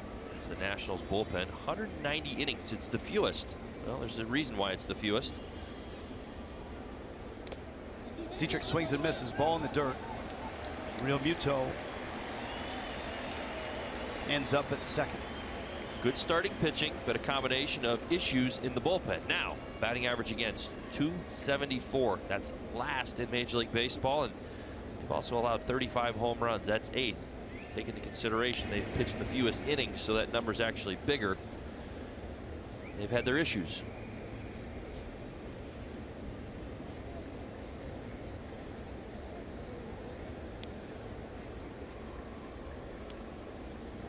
Real Muto's running, and Dietrich blasts one to center. Taylor back, gets turned around, and he makes the catch. Amazing play in center by Michael Taylor. And that's the only thing that keeps Miami from taking the lead in a wild ride of an inning, which ends with a Justin Bour grand slam. 6-6.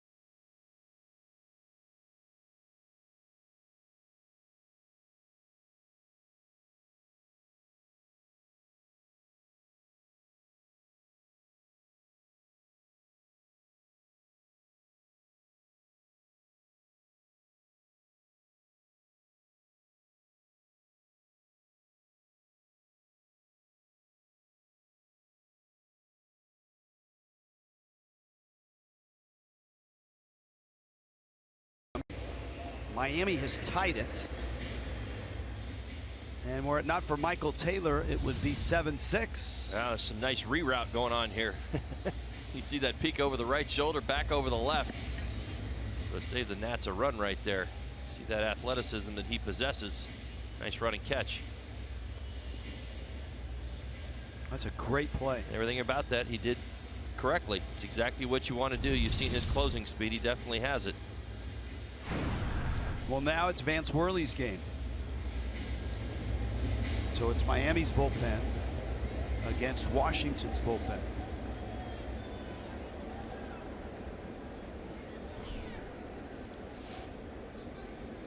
Trey Turner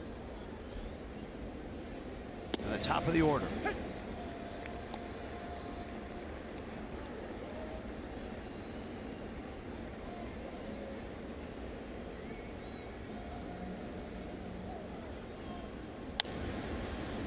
Trey Turner into right field. Let's check in with Craig Minervini. Craig. Then, Rich, thank you very much. You mentioned earlier Danny Echeverria and Martin Prado. Boy, they've run into some weather problems. They were hoping to have maybe 5-7 games under their belt or close to that by this point after their excellent work out here 1 week ago. But they had a couple of rainouts in Jupiter. Then they went up to Jacksonville and played a couple of games there. Martin Prado went 2 for 5. Then you see the numbers tonight. Because of the AA All-Star game, they go back to Jupiter and played Fort Myers tonight. Prado went 0 for 2, and Echeverria went 0 for 3. That All-Star game, by the way, AA, held in the state of Florida in Pensacola, where one of the co-owners is pro golfer Bubba Watson, and that is the festivities tonight and tomorrow. So that's why they've been jumping back and forth. But 3 games have been rained out and that will delay a bit what the Marlins had hoped in terms of getting Prado and Echeverria back. The key, though, Don Mattingly said today, guys, is health. One of the scouts told me he saw Prado and Echeverria play in Jacksonville, and they said they ran very well. That's a big test for them, oblique for Echeverria, and obviously the hamstring for Prado. But it could be a few more days. You do expect this homestand, maybe even the Cubs series, but all that will play out on how they're feeling, guys. All right, thank you, Craig. Trey Turner leaning, not running. And that could be two. Riddle to Gordon. There's a clean turn and a double play. Nicely done by the Marlins right there. Big turn. Wipe out the speedy Turner. Pretty tailor-made right there. JT Noodle down to one knee. Feed over to D. Gordon. My textbook right here. Good exchange. D out of the glove. It was good to see Bryce Harper getting in the box with nobody on.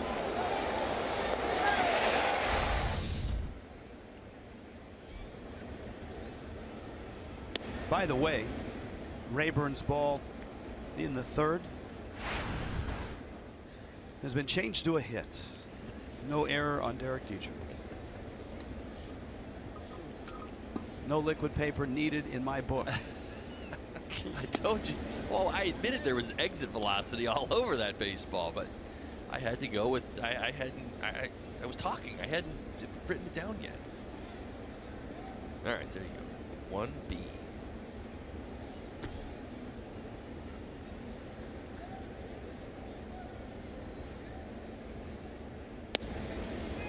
Harper takes strike. He homered in the first, reached on an error in the third.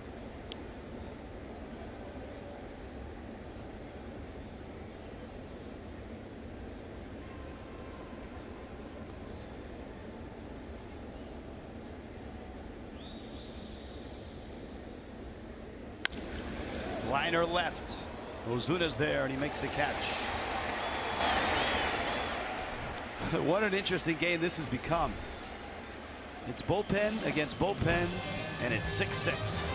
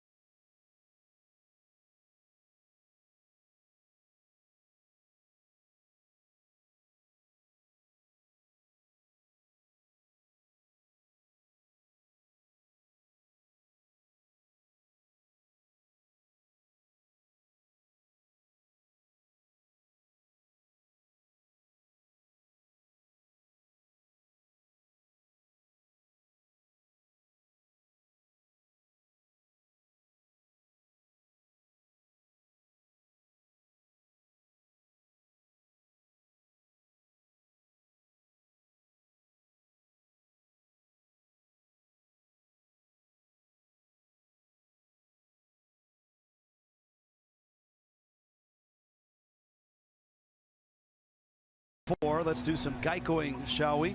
Yes, that's a verb. On this date in Major League history, Alex Rodriguez. Hit number 3,000 was a home run. It was the 29th to get there.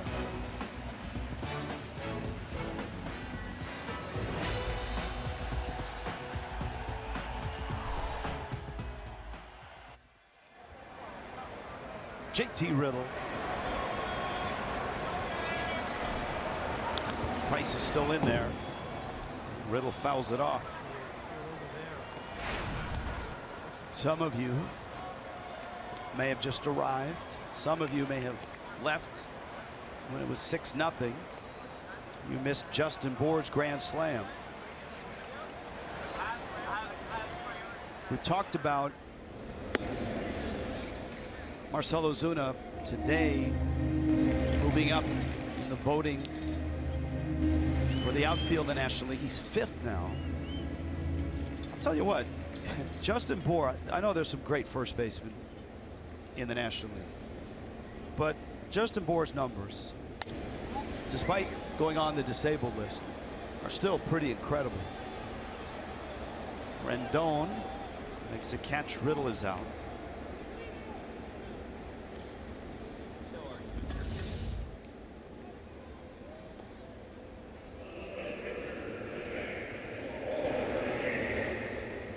Yeah, no argument on my end of it. I agree with you. All right. So go now. His shot is going to be, well, players vote or the league or Joe Madden. If he makes a run. I mean, he's in the middle of a run. He's back from the disabled list, like I said. Keep on a run, stay in the headlines. That's what he has to do. I mean, the grand slam tonight is so significant. Why? It's going to get national attention. This game is tied. The Nats are out 6-0. They're leading the division. Here come the Marlins. Big grand slam. He's got to keep that going. He keeps it going for the next week or two the way he is right now. I'm not saying you got to hit a grand slam every night, but you know the numbers we're talking about. He's been hitting 400 for a month, for crying out loud. He's driving in runs left and right. He keeps this up. Yeah, he's going to get some of the popular vote as well. He needs to get back on the radar. As I said, when he went to the disabled list, you naturally stop talking about him because he's not on the field. He's doing an awful lot, awfully fast to make up for that.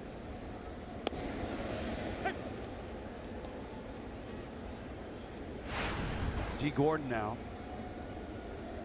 Gordon singled in the first, knocked in a run with a ground ball out in the third.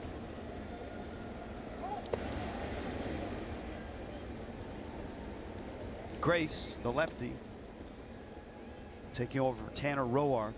We gave you the numbers on this Nationals bullpen. And, you know, normally for Dusty Baker, that 6th and 7th inning have been a nightmare. Not going to get him.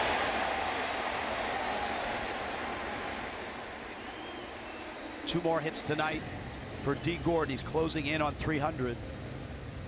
That makes it 5 straight multi-hit efforts.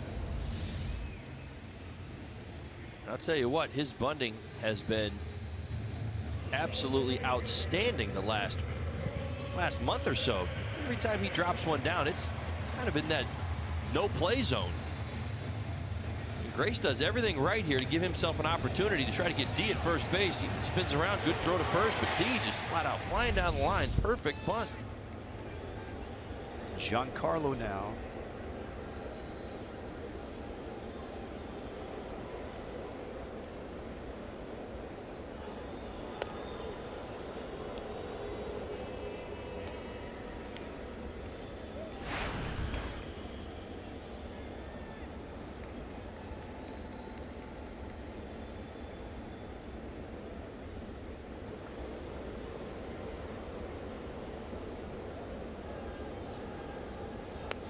Grace doing all he can to keep Gordon close at first.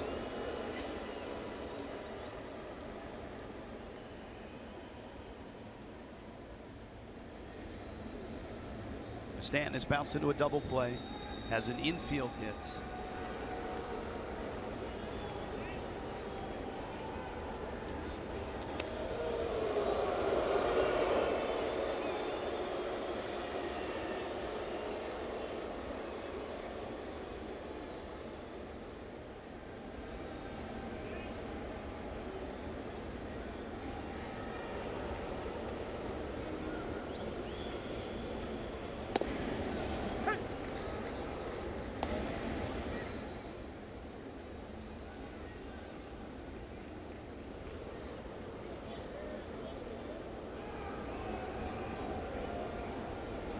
Back to the play. Carlos Stanton's base hit this inning. No, knocked it down. The throw that got away, and maybe even the call just a little bit. Went the Marlins' way right there. They're able to turn it into a big inning. That was before the Yelich and Ozuna walks.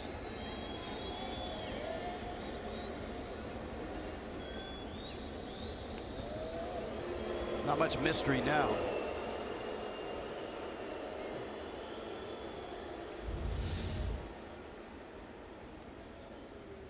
Yeah, that ball was by him. How about that? Didn't see it the first time. Nice play by both Nats there. Zimmerman to even keep that ball in the infield. There goes D. Good jump. Throw into center field. Gordon on his way to third.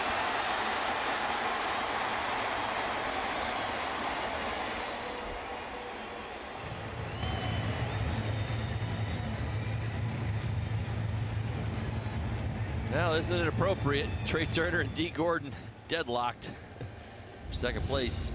Stolen base category. Two of the fastest men in baseball. Great jump right there by D. Game is on. Certainly good read of Grace's move over to first base. Picked a good pitch to go. Stanton now 1-2. Checks his swing. 2 balls and 2 strikes. So a base hit. And Miami could take the lead. Now we see how interesting pitch selection is here for Grace. Christian Yelich up next. Giancarlo Stanton has done good damage against lefties this year. Little tapper. Grace on to first in time. Miami leaves a runner. This has been, what, 4 wild innings. On to the 5th.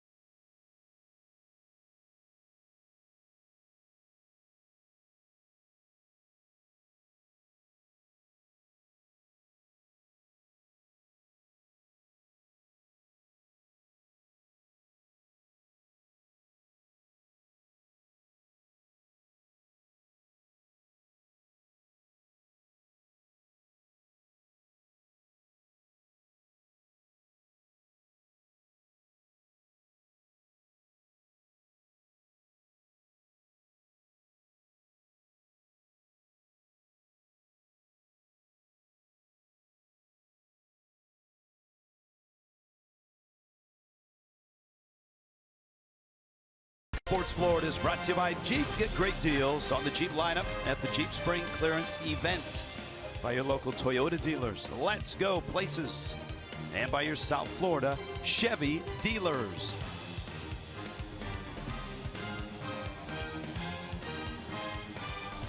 I may have used it all up on that Bohr Grand Slam. But we'll see how far we can get tonight. Zimmerman takes inside. I got you. We're all good. 6-6 ball game. It's the 5th.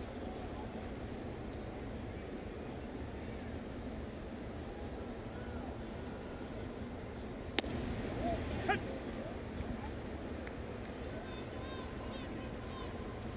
first inning for Vance Worley, aided by a big double play. Through Zimmerman, Murphy, and Rendon here in his second inning. Ground ball, long way to go for Gordon. Just off the edge of his glove. He was over the middle, shifting on Zimmerman. Certainly didn't expect a ball there. Perfectly placed to the right side, but on Zimmerman's behalf, he was trying to go that way. Really stayed inside it, tried to shoot it over there. D knocked it down, but as soon as it gets away from him, as deep as he is in the outfield, really no shot at getting Zimmerman.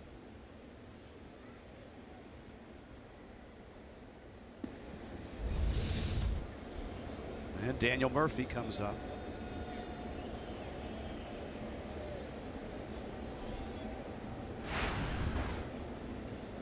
Murphy RBI double in the third, and he struck out in the first.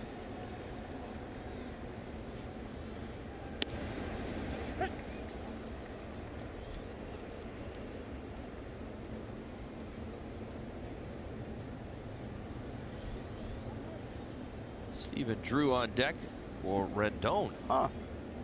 Maybe that play where Rendon tumbled over. He has had some injury issues in his career.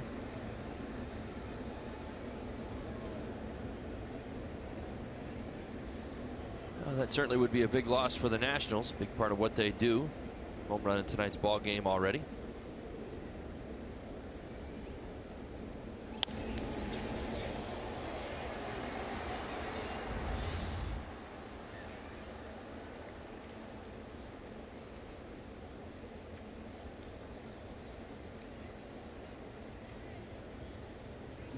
I don't know if I see anything right there, but well, look, this is a guy that has had a history of oblique injuries, and that position, making that throw,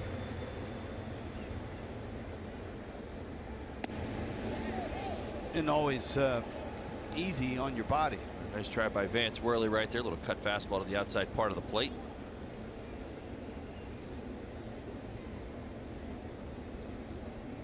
It's a great opportunity for Worley. Justin Nicolino went 3 innings. Worley working here in the 5th.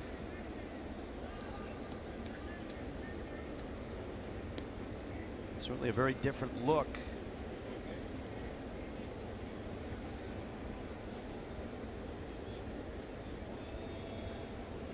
Two balls, 2 strikes. Zimmerman at first base.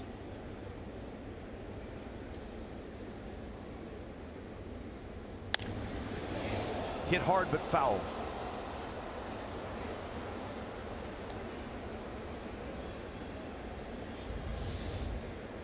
It's a good spot. Try to chase underneath his hands right there.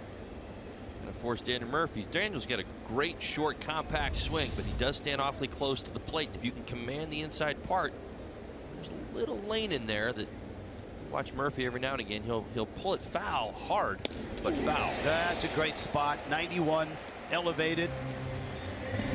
Well, after getting inside, Daniel Murphy thought he was probably going to go right back there again. Two-seam fastball the other direction. See that little late tailing action right there.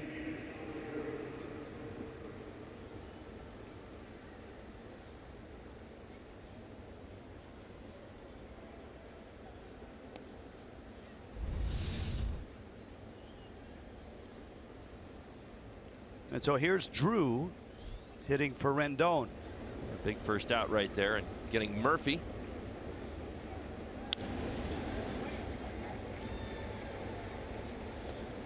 Zimmerman still at first base. Drew, a veteran infielder, can play a variety of spots.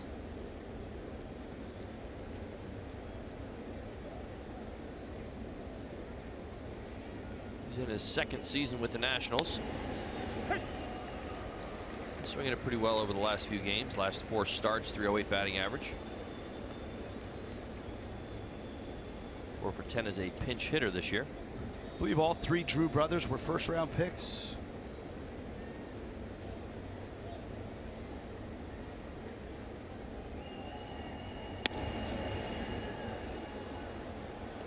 Of course, Stephen also a Seminole.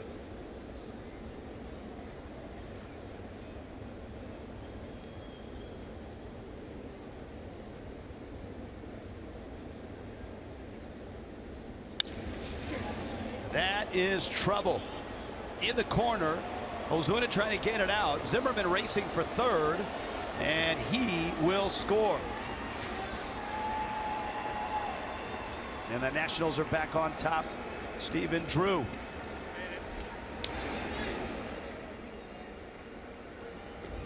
Big pinch hit right there. It's going to be a slider. You see it outside part of the plate.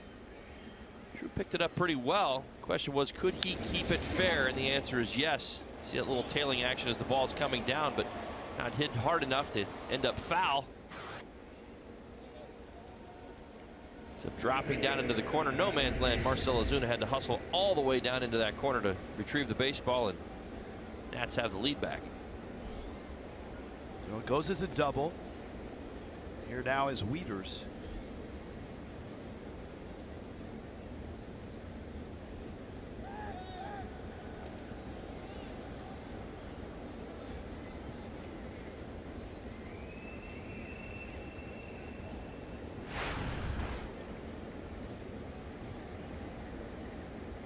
Matt Wieters,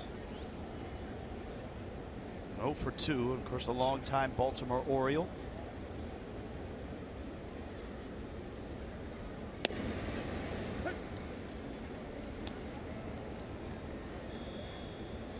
One of the few catchers that has had Tommy John surgery. Having a very productive year for the Nationals.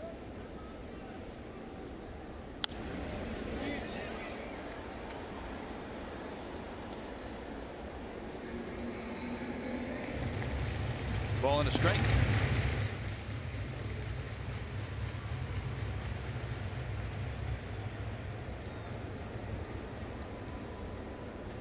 From 6-0 to 6-6 to 7-6.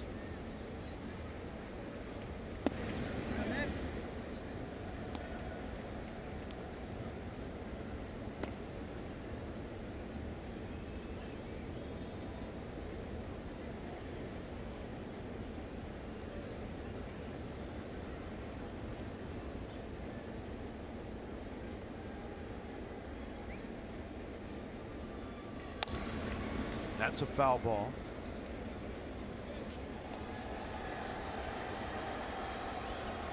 Pretty interesting alignment for how the Marlins are playing Wieters. You see D. Gordon is playing him heavy pull to the right side. Short right field. JT Riddle kind of holding his position almost as if he's at double play depth. So you see that hole just past Worley.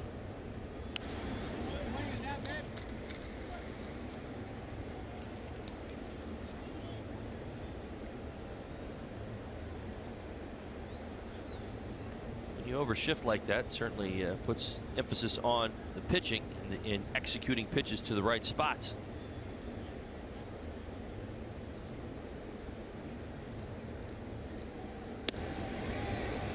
See, ideally right there, Vance Worley was hoping that Wieters would hook that little cut fastball that he threw to the outside part of the plate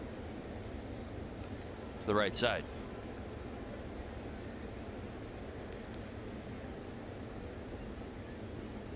2-2 coming. We got him. Running fastball away. We told you this was a battle of the bullpens. And here you go. Well, it became that because the starters didn't get it done, not because the managers wanted it this way. So here you go. You see some of these ranks and you see where the Nationals are. These are all National League ranks.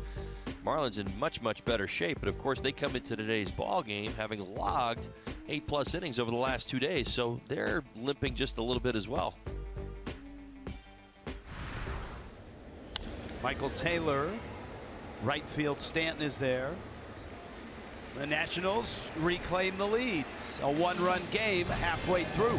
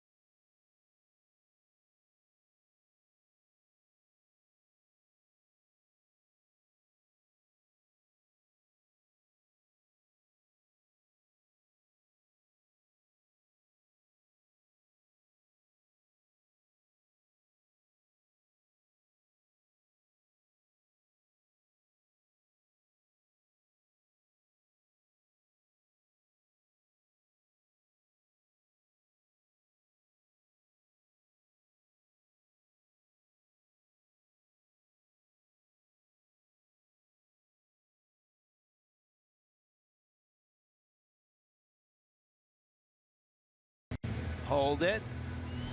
There. Nicely done. All right, All-Star voting.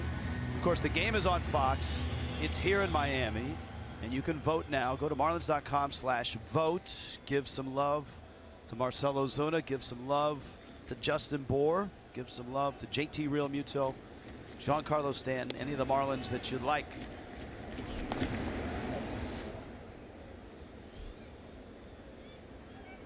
That man, the reason that it's 7-6, RBI double just coming into the game for what we assume is an injury to Anthony Rendon. When we get word, we'll pass it along, if we get word.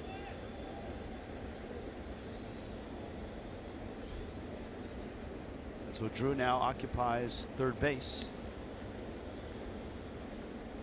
Yelich occupies the batter's box with Ozuna and Bour, and if anybody reaches, JT Realmuto. Oh, Yelich gets hit. I was just getting ready to comment on that two-seam fastball, kind of the sequencing that Grace has been displaying. Two-seamers in on that part of the plate and then the slider away. This is the two-seamer. See how it chases after Christian Yelich.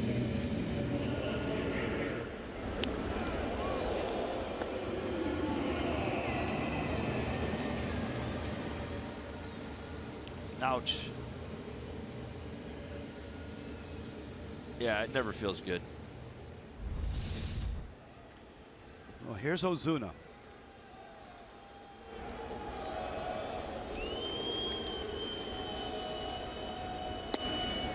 I'm thinking back to the significant at-bats in that big third inning. He certainly had one. That walk, my goodness, all the way back. Laid off a couple of tough pitches. Fouled off a good fastball with 2 strikes and then took one. Ozuna pops that one foul out of play.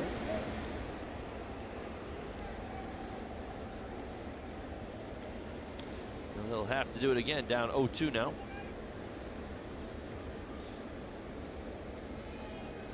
Marlins were down 6-0 in this ball game.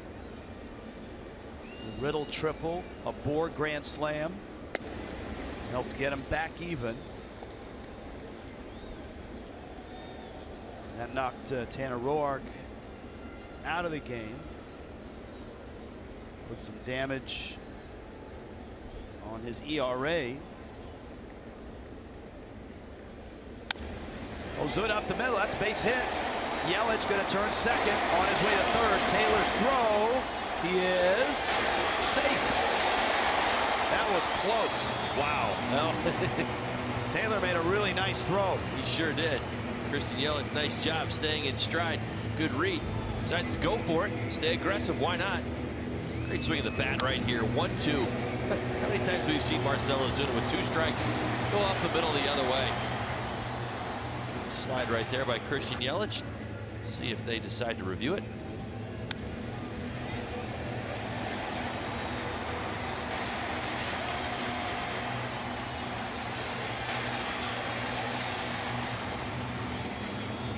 The Nationals are going to review this. Now, did the glove come off? He's off. He's off the base. Was the glove off him when he was off the base? I didn't keep my eyes down there. I know that he came off after initially beating the tag to the base. I bet you Don Mattingly's arguing the 30 seconds. Yep. Because I would be too. It's happened to Mattingly this year. Right. In fact, it happened in Washington against the Nationals. And it seems like it's taking just a little bit too long. You're supposed to make the decision within 30 seconds. His glove on the leg there. Now, the glove is behind the leg. We'll see if there's a definitive look of glove staying on the leg. This might provide that. Yeah, see, you have to switch it because the glove does get back to his hand, but then does right. I mean, this one's tough. All right, so he beats it there. it looks like the glove comes off and then back on, obviously up there, but does his left foot get back to third base before that actually happens?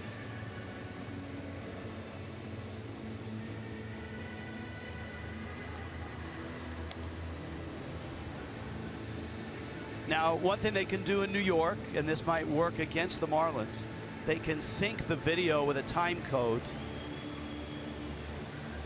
He's out. Wow. Yelich is out for coming off the base. The Nationals will keep their challenge. One last look. Now we know he beats it. Question is, could he stay on the base? Does the tag get him? Yeah. I think they're assuming that the tag is still on that right calf as his foot comes off right there and he transfers to the left leg. And my guess too is they used that time code. They synced up 2 or 3 looks. Sure. To see how long that glove was on the leg. Regardless, here's Bohr. He takes a fastball for a strike. Ozuna is still at first. That's a big, big play.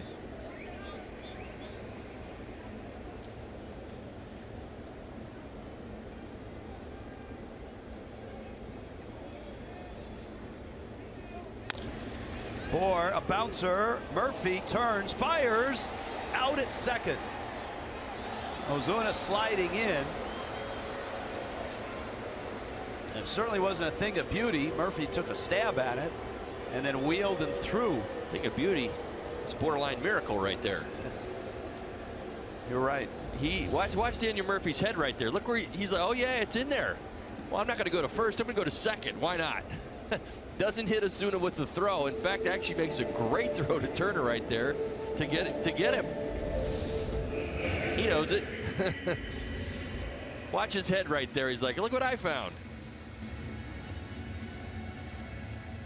I think we were all expecting him to shuffle the ball to first base right there and just take the easy out after coming up with that, but went for it. Real Muto.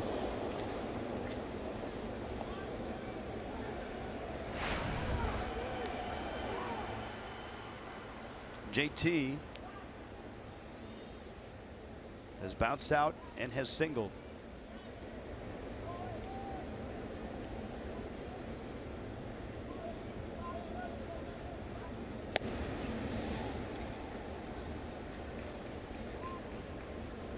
Grace really turned that pitch over. Trying to get action on the outside part of the plate down. Remember, he's a ground ball pitcher. Lots of action down.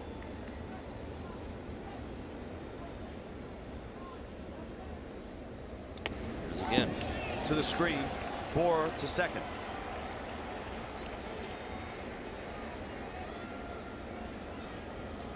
And it's 1-2.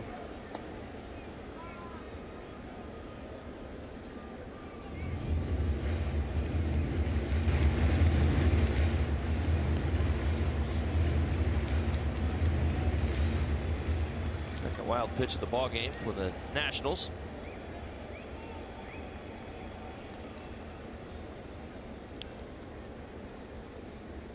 One, two. JT, right center fields. Harper and Taylor, and it's Harper who makes the catch. Big review changes that 5th inning.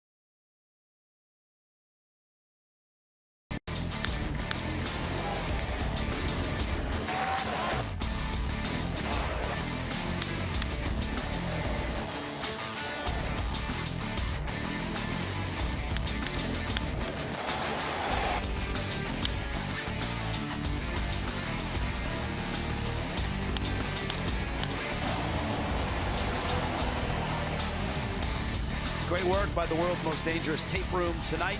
7-6. Nationals on top of the Marlins. Rich Waltz along with Todd Hollinsworth, Craig Minervini, and Jeff Nelson will be by for Marlins Live later tonight. Both starters out early in a 7-6 Nationals lead. This is Joe Ross, who takes a strike. Ross, one of the other pieces that came over from the Padres in that 3-team deal. Trey Turner, another big piece. And Ross sends one down the left field line. Round first, thinking two, on his way there, and he's got a double.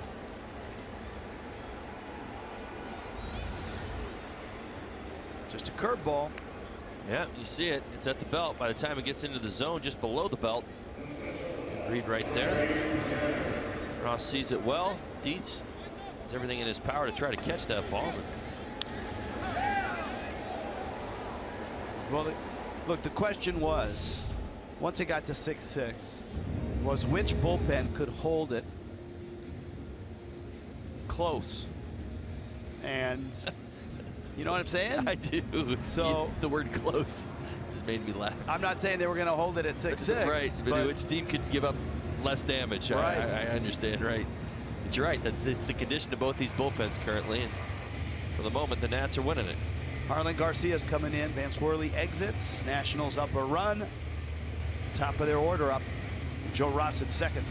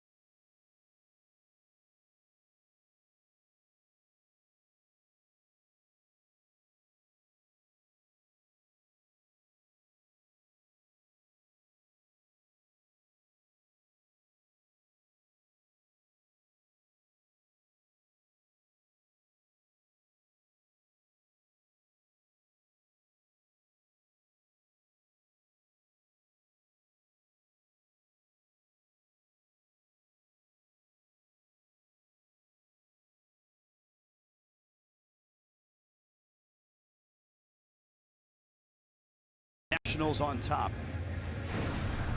Well, you want to throw batting practice?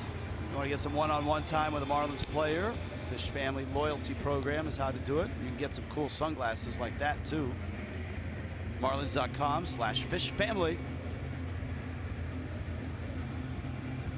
It's one of those all-star caps from last year, the Padre look. I like it. Every time I see that, I think of Giancarlo Stanton. Speaking of all-star stuff, the new all-star caps are in at the team store. If you're coming to town, if you're coming down for one of the games in this homestand, make sure you stop by the team store. The all-new all-star caps. So Ross is at second. Turner's up. Marlins think bunt. Instead, it's a fly ball to shallow center. Yelich is there and he makes the catch. That was easy. Harlan Garcia. And as you pointed out early, significant that Miami brought a lefty in to face Turner. Yeah, it's a very interesting spot. You'd say, whoa, wait a minite. What are you talking about? Top of the lineup. That's Trey Turner up there, one of the best young players in the game of baseball. He has struggled mightily against lefties. Now 155, 9 for 58. That's how you do it. Don Mattingly all over it. Knows he struggled with lefties. Gets Garcia in at the top of the lineup. Ross with a pinch hit double to open up the inning.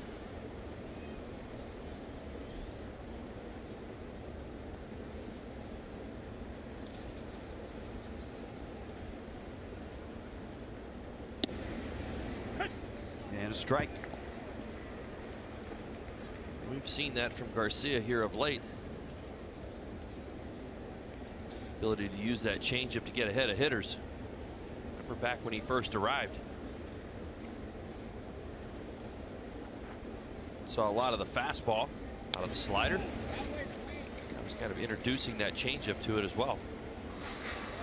He really has been one of the pleasant surprises in this 2017 season. Right. Sometimes you forget he wasn't here when the season started. You're thinking, oh, well, Garcia's been here all season long. That's how good he's been.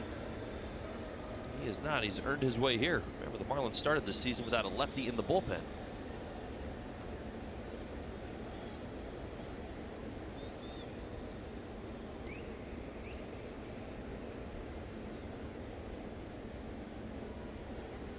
Time called. Rayburn has 2 hits.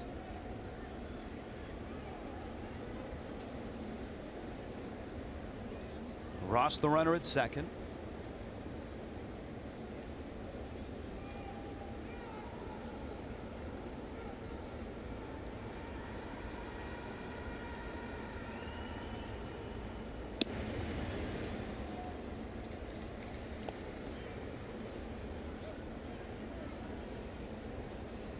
One and 2.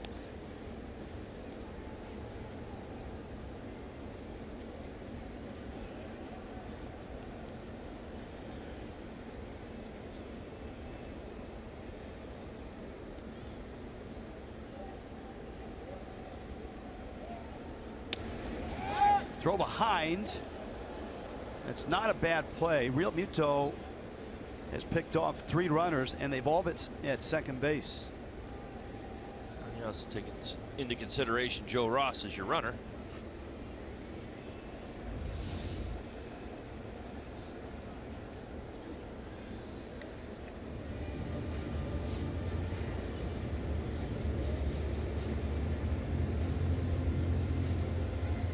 It's actually a really good spot for that throw on the runner side of the bag. Normally the middle infielder doesn't have to contend with the guy going in standing up.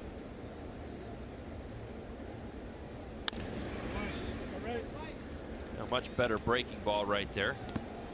JT Realmuto threw down to second on was a breaking ball way up in the zone. Wasn't a very good pitch. This was much better. Watch how it works its way down into the zone. It's been a big pitch for Garcia this year.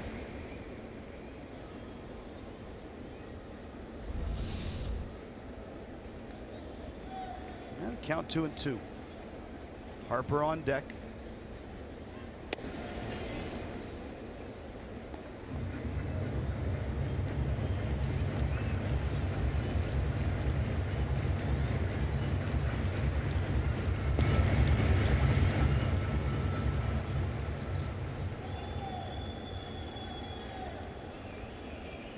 Ryan Rayburn.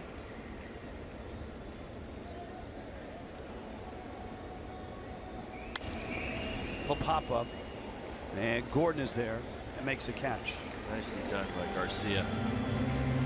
All right, told you about the All-Star caps. There's a lot of new ones that have just hit the store. Major League Baseball releasing it more and more as you get closer to game time.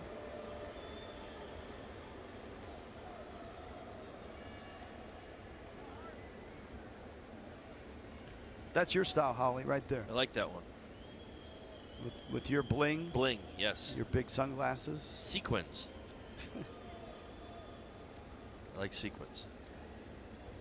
All right, if you're Garcia, how do you get this guy out? You try to stay outside on right about that lane right there. You can add, subtract to that lane right. You're not going to throw a changeup, but if he throws his slider out there, you got to pitch him very carefully.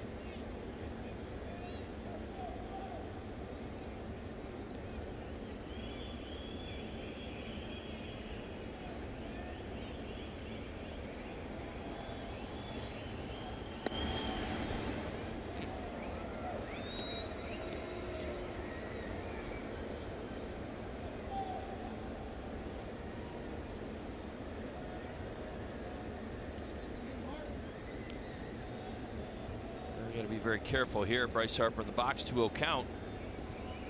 You got first base open. Yeah, don't fall into a pattern, though. He's giving him 2 fastballs away. But you can't keep searching out there.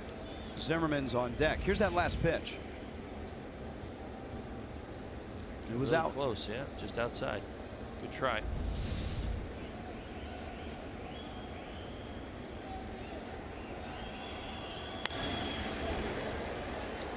Catch it. Catch it. Come on, guys. Guys. There they are, our 2 cameramen over there. Jonathan, Jasper. There's Cassie. It's kind of fun to watch the panic set in. See, that's the next booth over. That's the second that's been up there. Only one has ever been here. Well, this booth catches him. That booth just picks him up. Harper on the ground. Nicely done by Garcia. A ball in the booth and an out in the scoreboard.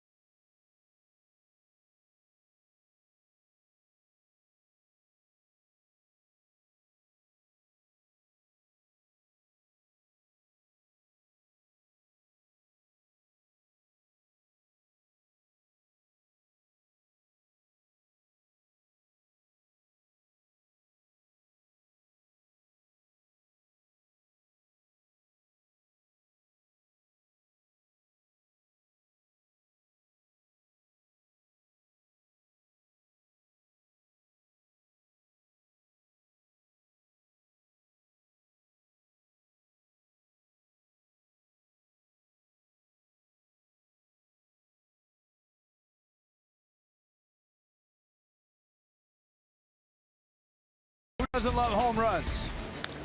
Well, this is how this one started. Bryce Harper, round tripper, Anthony Rendon, and it looked like it was going to be a long night for the Fish. But Miami got 2 runs, got the bags loaded, and Justin Bour blasted one. 6-6 at that point, a run in the 5th, and a 7-6 Washington lead in the bottom of the 6th. This is the first game of the series. Yeah. And already the 3rd pitcher for the Nationals. Miami has used 3 pitchers already. There's been an Ollie Perez sighting, and here he is. Yes, indeed. 4.61 ERA. Still getting those strikeouts. Still getting lefties out. 13 2/3 innings. 18 strikeouts, only 4 walks.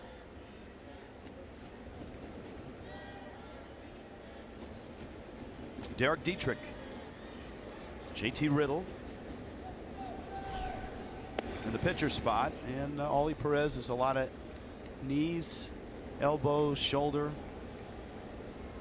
He's really reinvented himself and has been doing quite well in a lot of people's bullpens over the last 4 or 5 years. Changes arm angles over the top, down by the side. Changes speed to the plate. Refer to pitchers like this as smoke and mirror guys.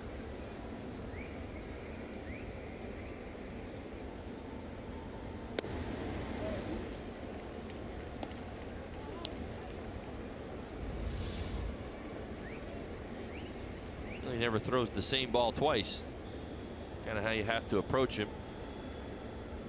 Think about zone hitting him, meaning he doesn't have enough to really get it by you. How about that? Derek Dietrich in the gap. Dietrich round first, on his way to second. Taylor's got a good arm. Throw is there and waiting on Dietrich, who's out. It's the second throw we've seen from Taylor to gun down a runner. He threw out with the help of review. Yelich at third, and now Dietrich. This is the unfortunate part, but both to lead off essentially the first out of an inning. Talking about runners in scoring position. Love the athleticism, aggressiveness here, but Taylor's been tested already in this ball game. He dots another throw to Turner right there, who's waiting for Derek Dietrich. Nice swing of the bat right there, but big risk. All right, so here on the bottom of the sixth. It goes as a single. Taylor's proven that he will throw the ball to the bag. There's something on it.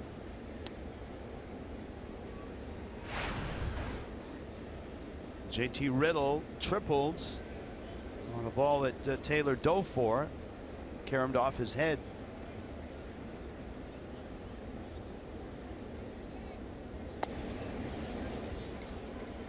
And that's Ollie Perez for you. A lot of hitches, and then all of a sudden, a big sharp breaking ball. I think that last play right there by Taylor is a great example of his closing speed as much as it is his arm or his arm strength. I think that's what got Derek Dietrich right there.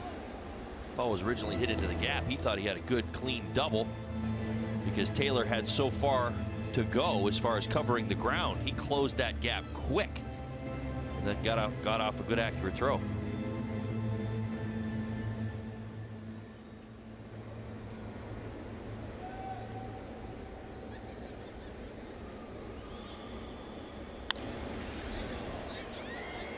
Long run, Turner, Rayburn, and it's Rayburn who goes into a slide and comes up short. That's never fun. Good effort by the 36-year-old right there, doing everything he can. Careful down in that corner. Run out of turf quick.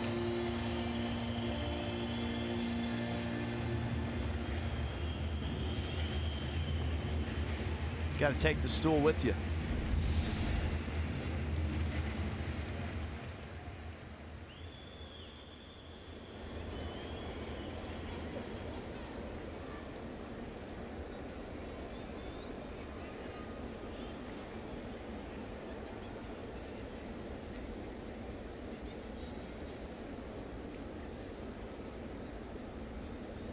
Oh-2. Oh, it came a long way, and it's a strike.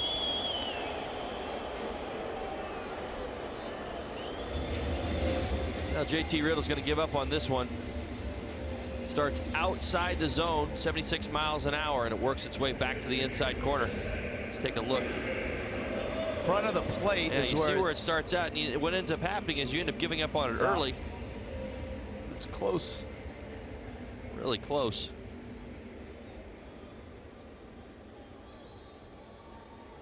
And that's exactly where Fox traps it, or at least records it. And he put it where Perez put it where he wanted to. Christian Colon lines it down the right field line into the corner. Just foul.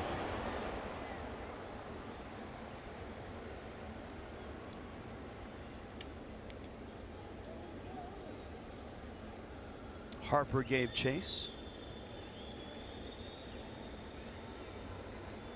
Well, two big plays on the bases have kept the Nationals up here, 7-6. Yelich getting thrown out at third after a review, came off the base in the middle of the slide. Miami would have had first and third and nobody out in the fifth. And of course Dietrich on a terrific throw there by Taylor.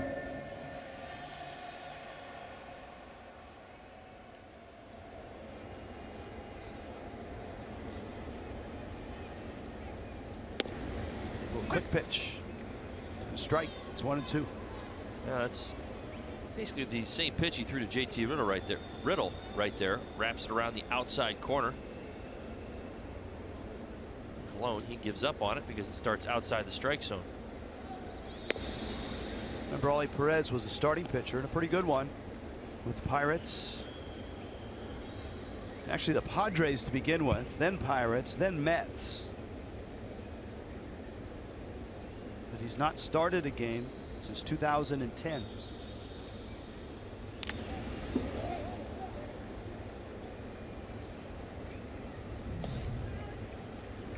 Flash offer Monday all season long. This week, fans the opportunity to save big on tickets, merchandise, and more. For details on the special offer, visit marlins.com/flash offer.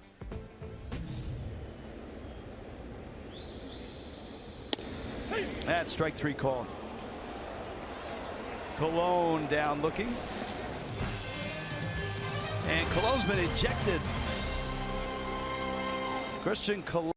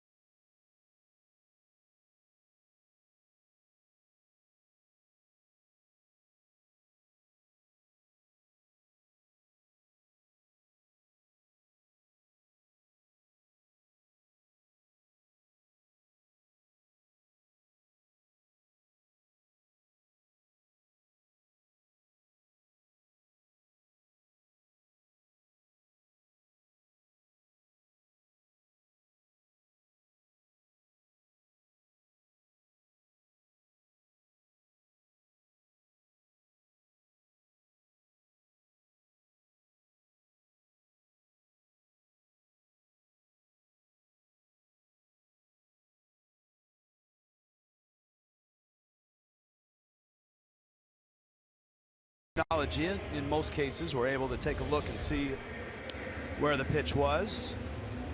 And this is one of those where Christian Colon is going to look at it and say, my bad. Now, whether it was that pitch or another in the at-bat, but it seemed like certainly it was that pitch.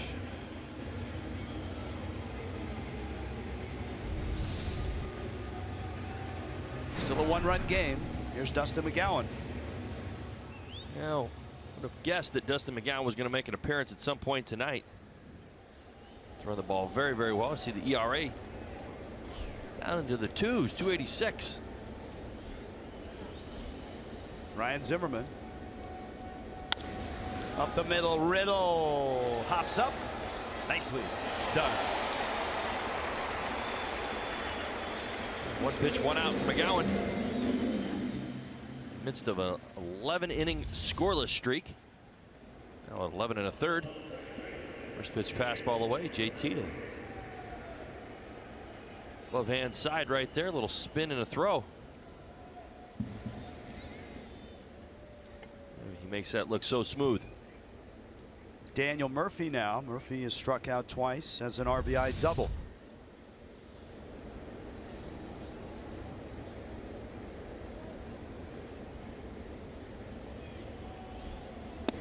Let's check in with Craig. Craig? Rich, historic month here for Daniel Murphy, who's now hit in 17 out of 20 games in Nationals Expos franchise history. You have to go back to 1969. He's got the best average coming into this game in this month of June. 403 ahead of guys like Londell White, great second baseman Jose Vidro, former Marlin Tim Raines back at 87 at 388, and Marquise Grissom 1994 had 385. Can he keep it up? We'll see, but it is amazing. Following up on a great first year in the district, as they say, he's having an even better, perhaps, second year. Yeah, it's you know, I've always wondered how much influence Kevin Long had on Murphy going from where he was, which was a really, really good major league hitter, to this level. Well, the one thing that, you know, knowing his swing, and I've heard Daniel talk about it a little bit over the years, you know, that swing adjustment, getting that front foot down, it's allowed him to track the ball and see the ball better. Now, that's number one. So he's seeing the ball better because he's seeing it earlier, number one. Number two, his swing's already ready to go. It's short, it's quick. Obviously, he stands pretty close to the plate and he commands the zone the hitting zone very well. But his exit velocity's gone up as well over the last couple of years. Well, you get a little bit more exit velocity. What do you typically get? You get a few more hits. So it's been a nice combination of things. Murphy to right. Stanton is there. Long, the hitting coach with the Mets. He was a guy that got a lot of credit for Robinson Cano blossoming with the Yankees. Both have different yet similar approaches. You know, Robbie does it different. He doesn't do it like Murphy does, but both those short, left-handed, quick swings into the zone. Good balance on the backside. Both are known for as much as being a good hitter as they are being power hitters. Right. Soft liner from Drew, and all he's done is go 2 for 2 since coming in for Anthony Rendon.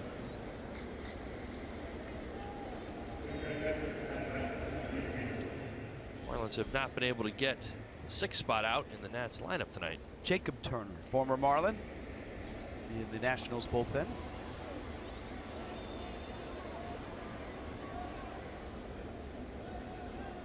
Camera 12 working tonight, apparently. How about that, kids? Well, everybody's working tonight. Bullpens are working. Starters have already worked.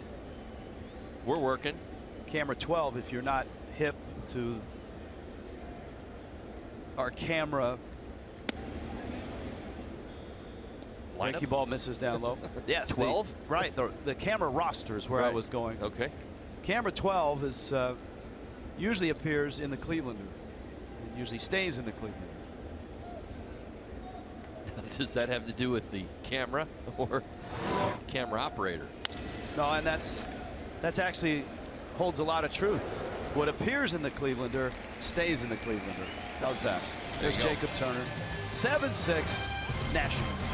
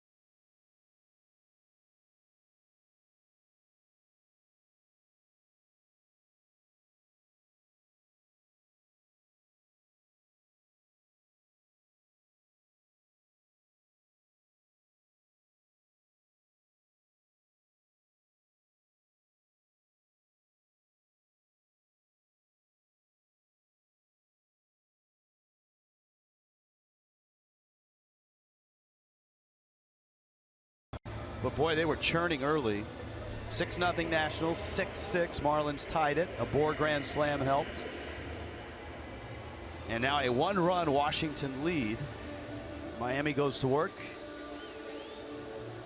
near the bottom of the 7th. Ollie Perez still in there, probably not for long. Turner's ready in the pen. You've got Stanton on deck. And D. Gordon in the box. Gordon, couple hits, an RBI, a stolen base. On base percentage up to .340. Batting average up as well for Gordon to .297.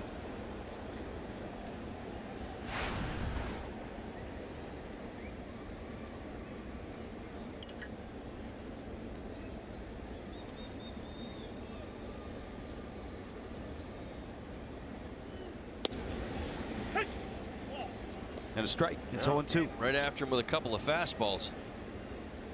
He probably thought he was going to get one of those slow breaking balls. First two pitches, didn't get one. He's like a left-handed Johnny Cueto right now.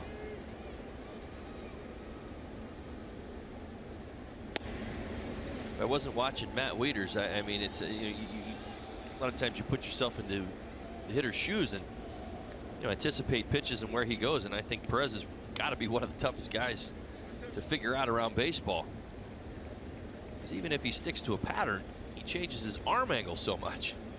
Quick pitch you, do that.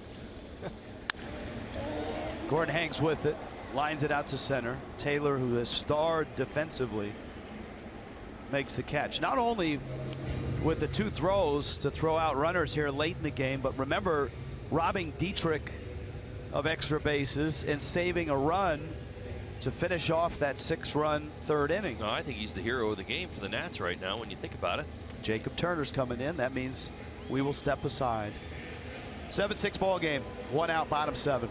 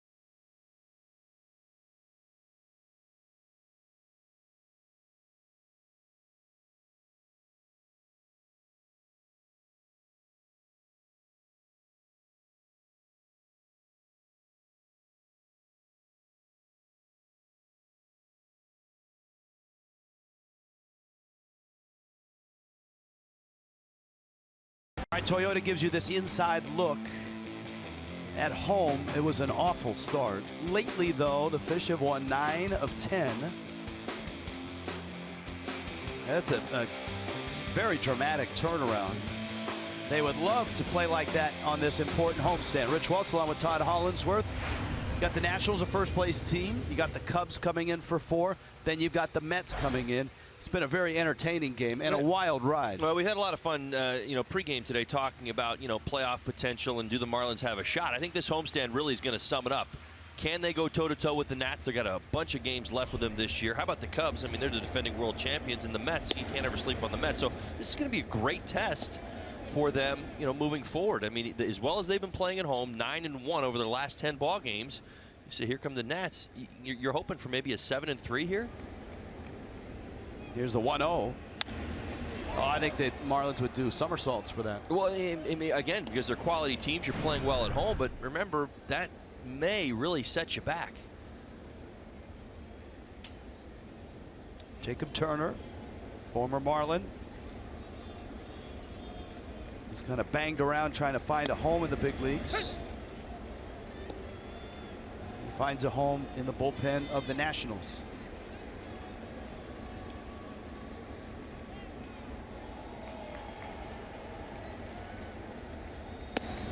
Pitch misses out. It's 2-2. Everybody's always raved about his arm. Still gets it up there. High velocity as well. Into the Nationals on a minor league deal. Invite to spring training.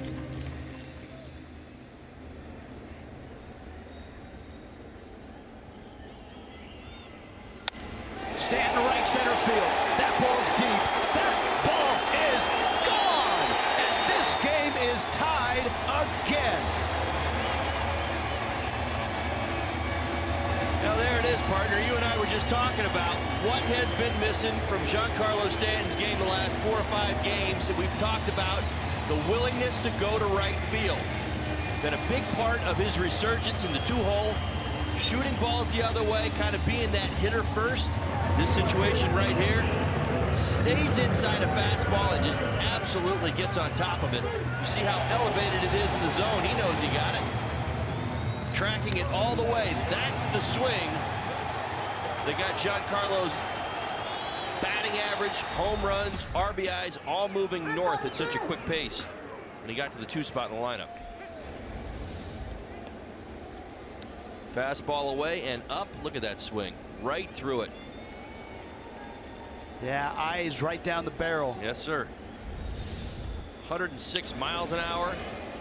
Exit velocity 398 feet. 7-7.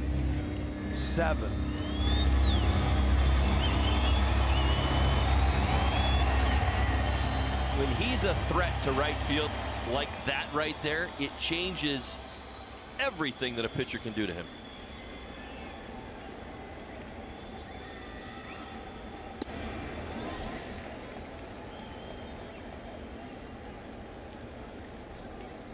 So Giancarlo now has hit 18. Bohr has hit 18. Ozuna has hit 18. And we're not even to the halfway point. This is game number 68. Well, it's got to be fun for Marlins fans to say home cooking matters, and I think that's what we've learned about this team over the last 6 weeks. You know, last couple games in Atlanta didn't go their way. The offense has been there, but now back home, down 6-0 in this ball game, playing really well at home. Tie ball game here in the 7th, battling back multiple times. Good take by Yelich. It's 3-2. This team is really gelling to their home ballpark. Certainly playing well together. Go back to that 3rd inning. I mean, just, it's the word relentless. The at-bats that they were putting on top of at-bats. One right after the other.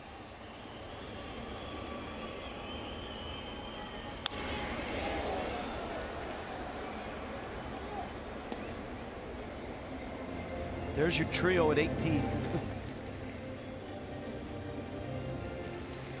It's impressive work.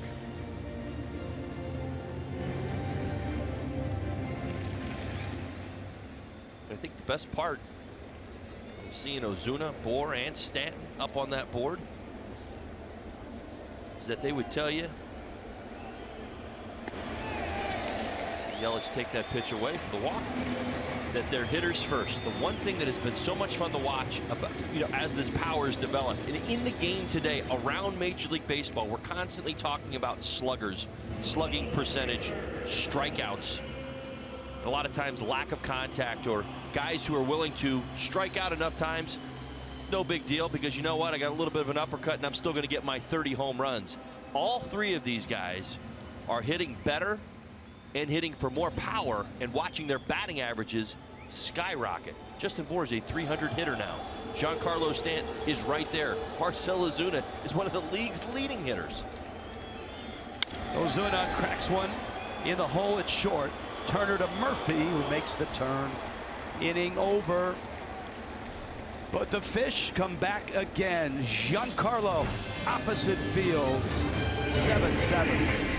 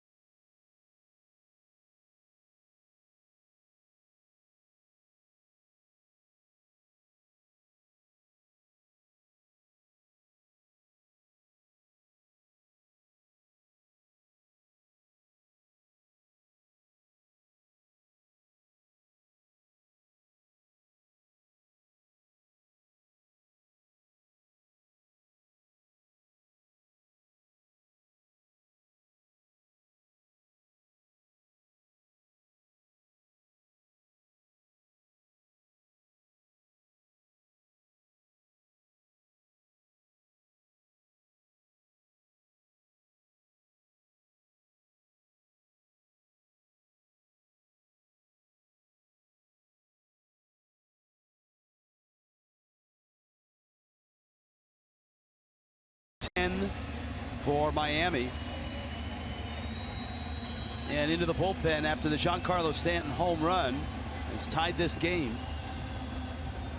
Kyle Bearclaw is out of Miami's pen.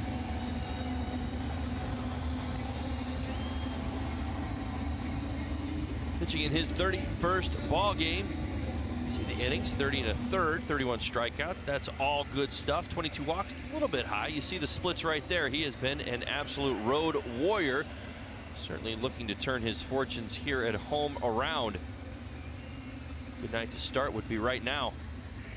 Got into a couple games in Atlanta, 2 innings. Last pitched on Saturday, did give up a run. Picked up a strikeout as well.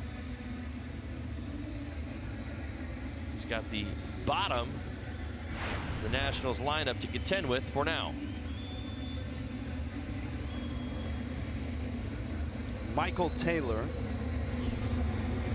got the pitcher spot. That's probably going to be an Adam Lind at bat. Yeah, he's jumped on deck. And then you got Trey Turner. So here's the 8th. We told you battle of the bullpen. Now it's the battle of the back of the bullpen.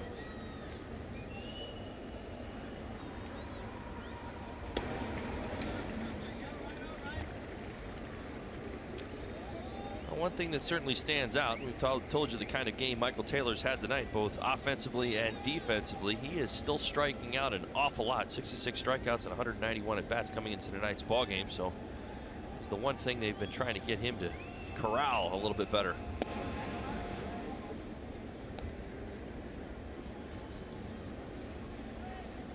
Bearclaw, who was so good and so dominant at times last year, has had trouble finding that consistency this year. It's no attempt on Taylor on the bunt. His ERA last year 2.85. Set a Marlins record for strikeouts out of the bullpen with 113.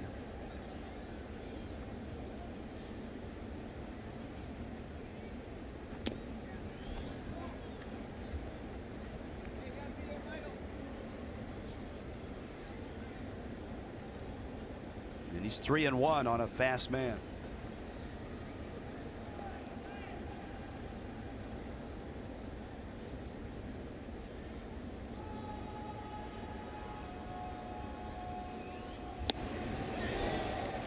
There's 96. Now, said it time and time again. He gets himself back in trouble and out of trouble, even in counts an awful lot. The ability to reach back and get 96 right there. Michael Taylor sitting all over it and still can't catch up with it.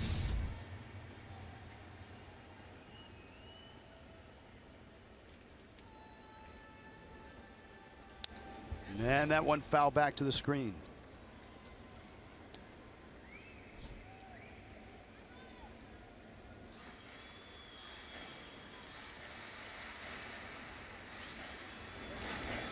Justin Nicolino 3 innings. Vance Worley 2. Nicolino gave up 6 runs, 3 of them earned. That is a strikeout. I was sitting here thinking about the great equalizer. Did he trust it enough to throw it for a strike? I wasn't sure Michael Taylor would go for it. After seeing high velocity on 2 consecutive pitches, throwing it for a strike was big time. Michael Taylor was going to get locked up on it, and you see it right there, unable to pull the trigger.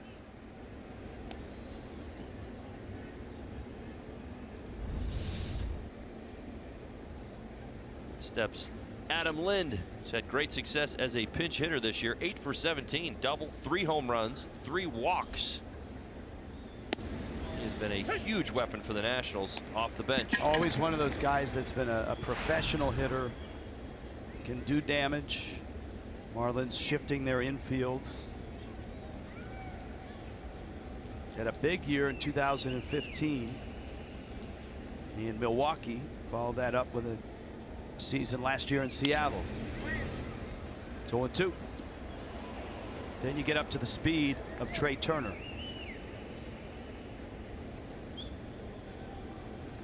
Nicolino, Worley, Garcia, McGowan, and now Bearclaw. Both Garcia and McGowan through scoreless innings.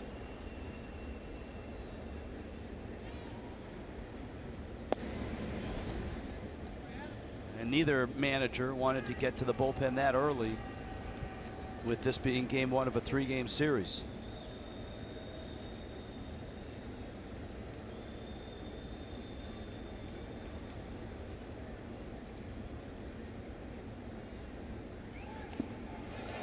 Lind goes down, and this is a sharp Kyle Bearclaw tonight. Now the ability to throw the breaking ball for a strike and a 3-2 count, the ability to get the strikeout out of the strike zone. He's got a 2-strike count, a couple pitches to waste.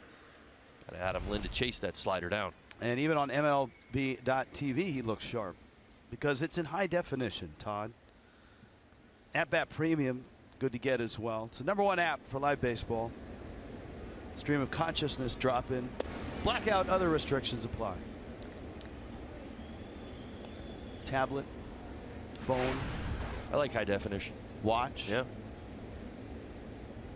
Stream it on your set. It's pretty amazing what those Apple Watches do nowadays. Watch it on your boat. Good breaking ball there. It's 1-1. So 2 strikeouts. Opens up the 8th.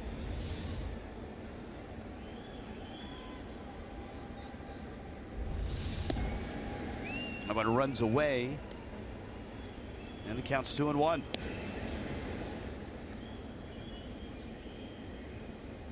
Turner a single back in the 4th.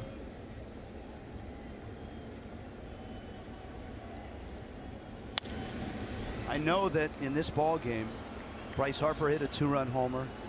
Anthony Rendon hit a homer. Ryan Rayburn has 2 hits. But the biggest player for the Nationals has been Michael Taylor defensively. The catch he made robbed Miami of a run, and the 2 throws he made threw out a runner at second and at third. Well, Turner to left field, falls for a hit, and now you got a base stealer on at first base with 2 outs.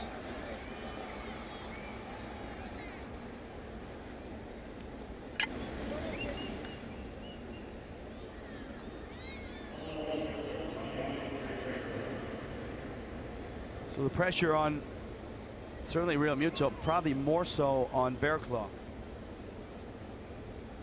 Trying to keep Turner, who's swiped 26 bases, close at first. Well, for Turner, he's trying to run on Bearclaw's slider.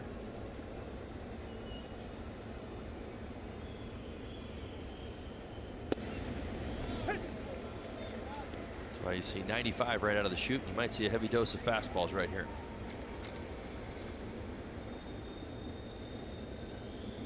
An early strike. There's your stolen base leaders. Gordon got his 26th earlier tonight.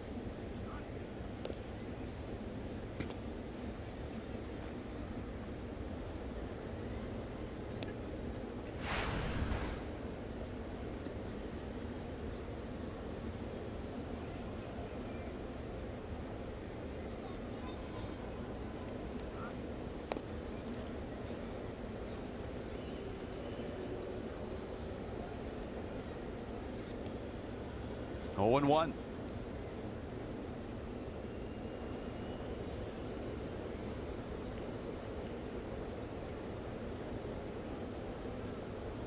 Not running. He's pumped in 2 strikes. No, I don't think we should be surprised. Trey Turner's on the leaderboard in stolen bases. Dave Lowe's first base coach. It's wherever Davey goes throughout his career, there's always somebody leading the league in stolen bases. There he is, Davey. He is the best. Yes, he is.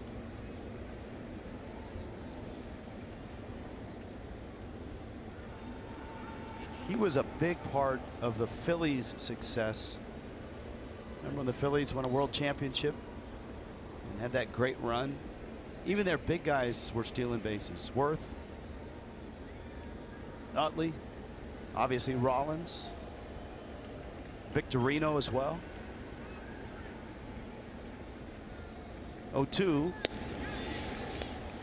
And Bearclaw misses out. Turner hasn't budged.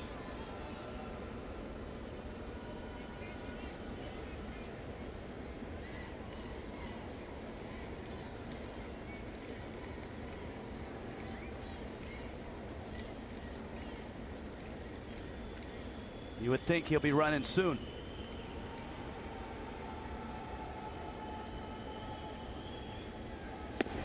Got him, and he never budged. That's a terrific, terrific job by Bearclaw. Not only the 3 strikeouts, but keeping speedy Trey Turner anchored to first. There's 1. That would be 2. This the 3rd. Tie game.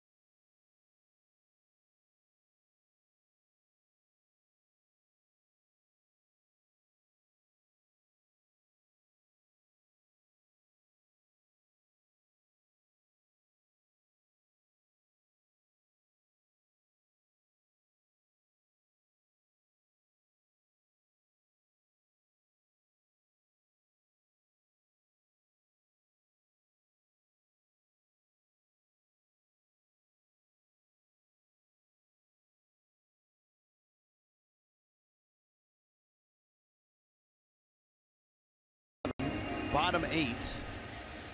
That would be Enny Romero. This has been a beleaguered Washington bullpen. Tonight, though, the bullpen's given up just the 1 run, the Stanton homer. Here is Bohr against lefties. 6 homers on the season. He faces a lefty here. You got Real Muto and then Dietrich. Enny Romero opens the at-bat with a fastball. Justin Bohr's grand slam was part of a 6-run 3rd inning, which brought Miami back from a 6-0 deficit to tie the game. How dramatic was that? The Marlins, with 2 outs, were able to load the bases. And Bohr tied it up. Oh, the drama built in that inning. Tough pitch after tough pitch, 2-strike approach after 2-strike approach, all the way to the Bohr home run. Bohr pops that up. Right center. Late start by Harper, and it falls. Daniel Murphy was pointing the whole way. Harper took a step back. And you saw it right away. At least I did. Yeah. Well, it ends up in the Bermuda Triangle. Watch Murphy. Now, he knows that, listen, this is an outfielder's ball. He's drifting, drifting, drifting. Michael Taylor probably could have caught it. Bryce Harper probably could have caught it. The only one directing traffic was Daniel Murphy. Watch. He's looking at Daniel thinking he's underneath it. Michael Taylor's doing the exact same thing. So I'm not sure it's entirely on Harper. It could have been on Taylor as much. Look, he's going to pull up too. See? Everybody just kind of gave up on it.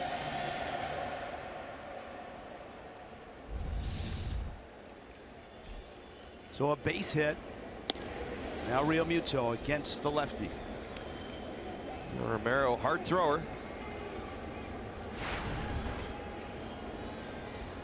95, 97 on the gun. Good sweeping slider. 88, 89 miles an hour to go along with it. It's been in a good groove of late.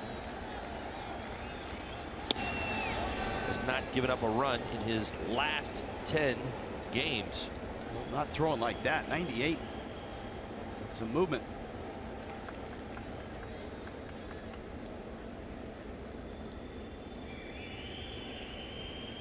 Going too quickly.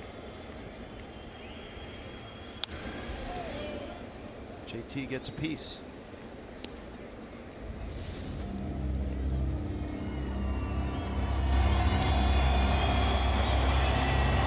Good swing right there by JT for a 2-strike pitch. He was pretty much on time.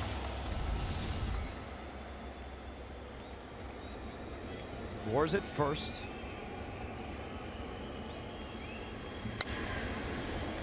Realmuto stays alive because of the short start from Nicolino and the short start from Roark. The benches are pretty thin. Brian Goodwin and Jose Lobaton remain on the Nationals bench. A.J. Ellis and Tyler Moore on Miami's bench. And of course, Anthony Rendon with an apparent neck injury left earlier. That's a one hopper. Drew, Murphy, close but out. And that erases 2. Now JT over the top of this one turns into a big hop. Drew over there at third base. Gets rid of it quickly. That's defense. 3 double plays tonight. Been busy all weekend. In fact, they turned 7 double plays in that Mets series. So that cleans up the error. Well, I should say hit. Apologies. Dietrich takes a breaking ball for a strike. He's going to have Michael Taylor in his nightmares tonight.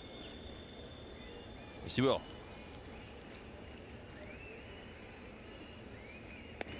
Taylor robbed Dietrich of 2 extra times. bases and saved a run. The final out of that third, and then threw Dietrich out, leading off the 6th, trying to stretch a ball in the gap to a double. Good timing by Craig. There's Ramos. That ball off the bat of Dietrich was headed to Craig's perch. Let me ask you a question real quick. All right. On this at bat. No Craig. See? Good timing by Craig. You have to limit your exposure. I've talked to my insurance people. Well said. 1-2 to Dietrich. Is the clipboard insured? Not anymore. No more? No. He already made a claim, huh? One claim, it's done. That's it. Okay. I wanted to ask you about a team error. You know that pop-up that obviously fell in. Justin Bour gets a base hit for that. Right. It's been talked about, over the last few years. I've always wondered. In my opinion, I think it should be a team error. I think we all know that that ball probably should be caught, but there's nobody to apply the error to. Nobody got leather on it. Nobody, nobody made an attempt. But, potentially I think that it probably should be recognized as an error, just maybe in a different way. What do you think? You're going to have to call and lobby the Hitters Guild on that one, because there's no way they're going to give that back. Dietrich strikes out. 9th inning arrives. Harper coming up. 7-7 game.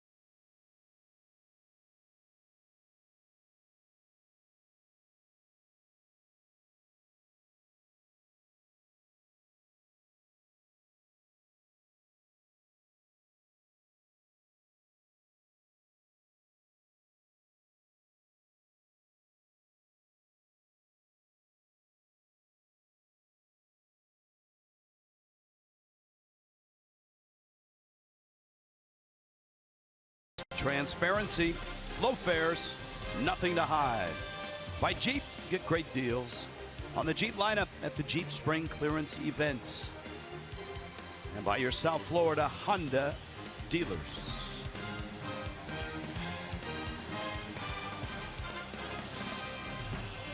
Seven, ninth inning. Miami and Washington. A.J. Ramos is in. He will try to give his team an opportunity to walk off. But he faces some big bats, as in Harper, as in Zimmerman, as in Murphy.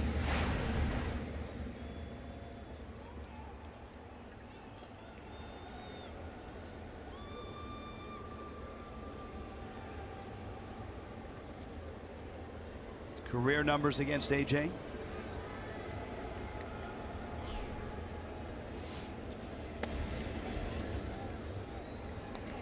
AJ's always pitched very well against the Nationals. 37 career games, 195 ERA, 11 saves.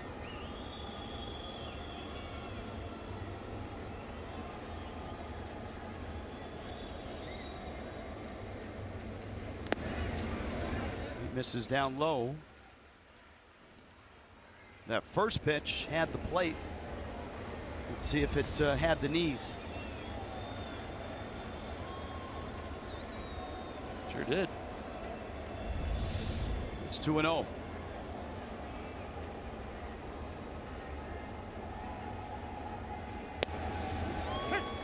Three straight breaking balls to open the at-bat.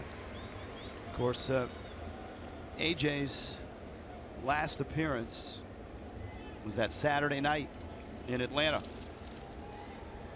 And that did not end well. Actually, it didn't start well, and it didn't end well. He pitched in the ninth, blew the save, and then gave up the walk-off in the 10th. Well, AJ's showing a reluctance to throw a fastball tonight. Bryce Harper here. Didn't expect him to on 3-1 either.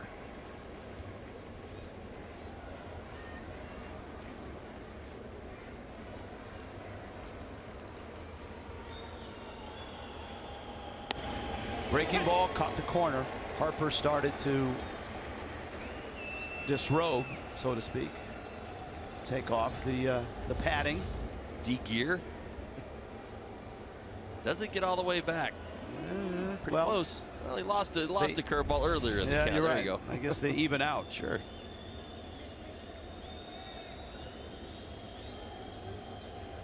One more for the road. Ah, there's your fastball you were thinking about. And it wasn't a max effort one. It was only 86.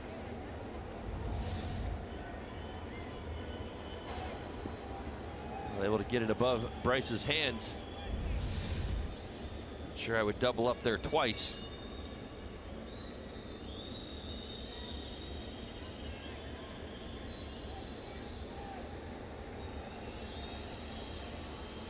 (3-2). And he missed. Harper walks.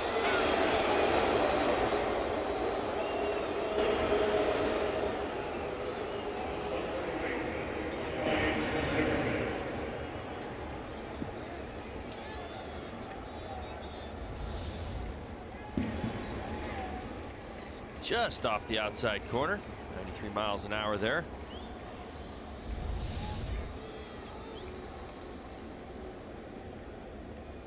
Now Zimmerman. A base hit in the ball game. Hasn't hit the ball particularly hard tonight. He's also a double play candidate. He's hit into 8 of them this year.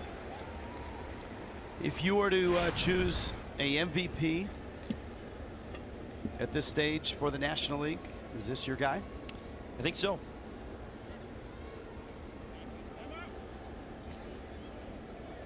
It's interesting how it's all connected. I mean, you tell the story. I suppose if you place a little deeper thought into it, maybe you wander out west and pick somebody off of, you know, one of those 3 teams that have been playing so well. It's hard to deny the impact that Zimmerman's had. When you talk to anybody associated with the Nationals, they say that what's the biggest difference this year? Well, is it Bryce Harper being back to Bryce Harper, an MVP type player? No. Zimmerman's playing like an MVP. That's the one thing that's different. That's the one thing that stands out. It's not that he's back and playing well. He's playing at the highest level right now. That's a strike. And that's the first out for Ramos.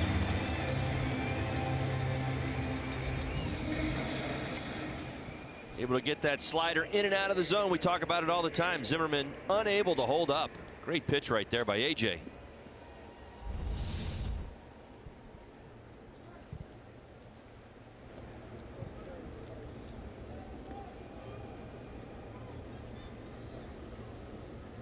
So Daniel Murphy now.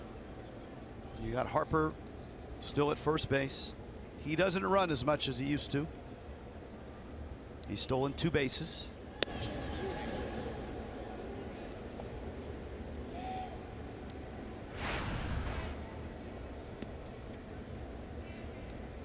It's only been 4 games of this season, but look at that .412 average. Funny that you mentioned that. I was sitting there looking at it, and I feel like you put that up with Murphy against everybody, don't you? I mean, it's not just the Marlins. I mean, he's doing it to everybody up and down the National League East. Lately, yeah. You're right. It's 300 this, 300 that. 400 in June.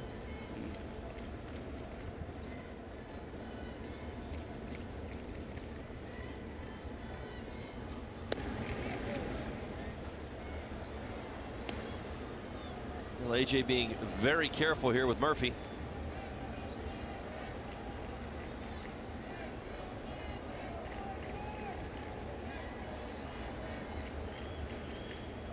He will swing 3-0.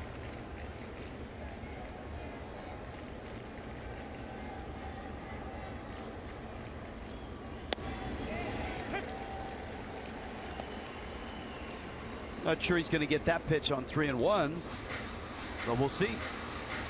Well, he was willing to see if AJ was going to put Bryce Harper in scoring position by walking him.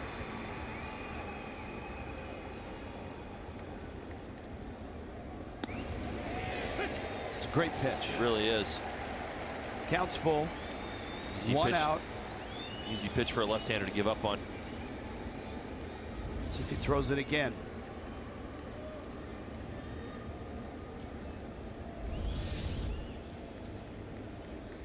Harper not running.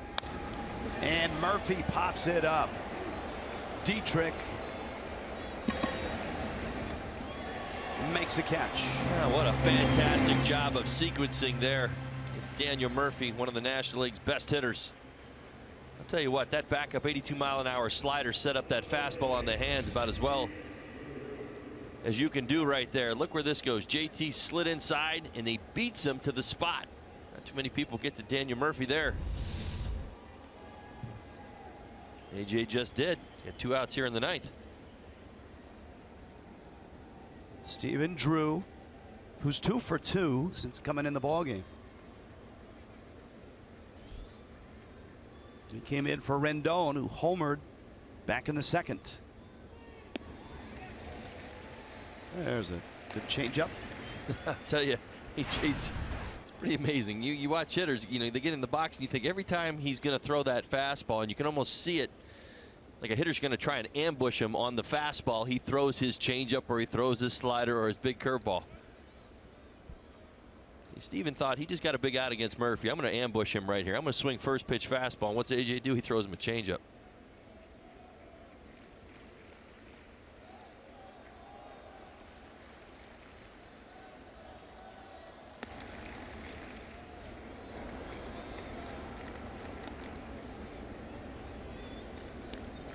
Ball and a strike. And 2 outs.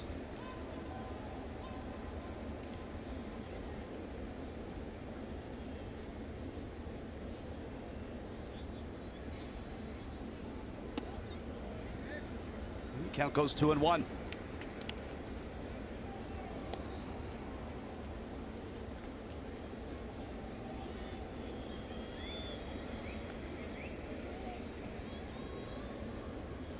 A 6-run third, highlighted by a Justin Bour grand slam that tied the game.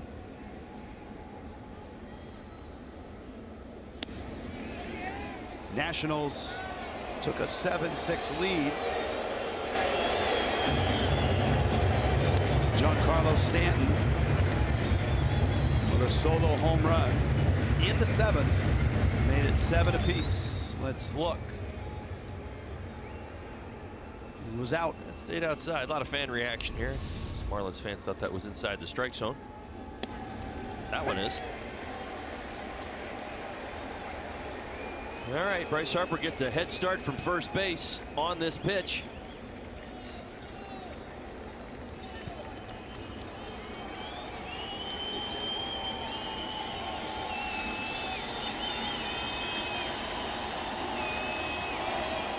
Ramos and Drew. Harper at first base. 3-2. Got him. How about that? A.J. Ramos holds the line. Bottom 9 coming up 7-7. Marlins, Nationals.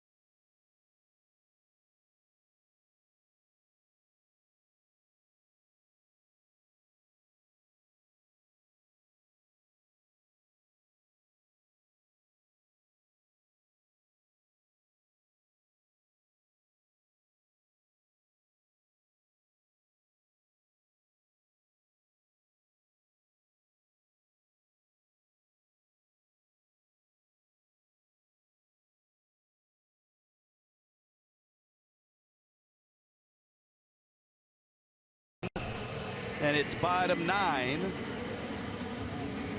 JT Riddle had a big moment in the bottom of the 9th against the Mets. Only his 2nd major league hit, his first major league homer.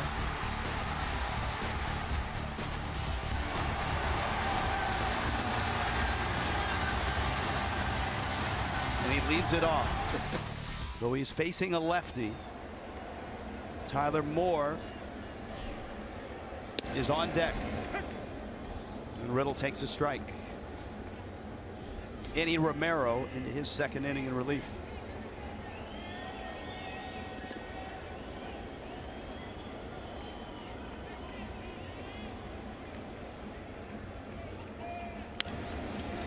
Big swing, little pop up.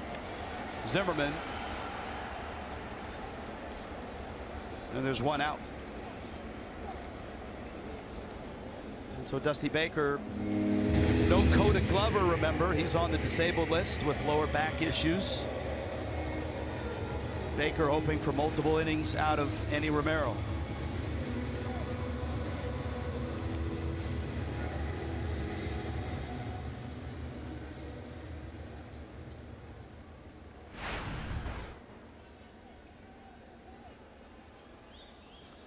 As a pinch hitter, 5 for 18, 278 batting average this season. Has a home run, double, 5 RBIs.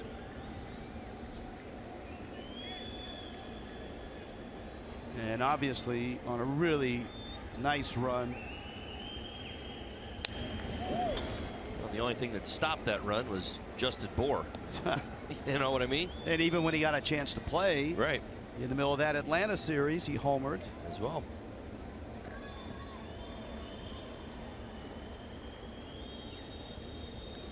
Life of a role player at the major league level. And of course, he was a national. Swing and a miss. It's 1-2.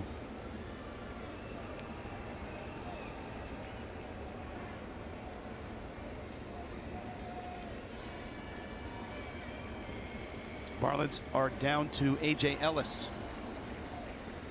He's their only bench player.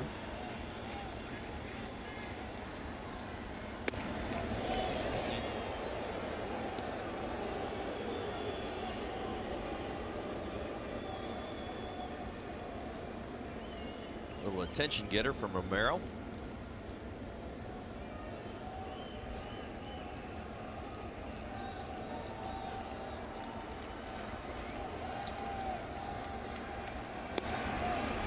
And he got him. 99. After going up to the top of the zone with 100, back down into the zone with 99 miles an hour.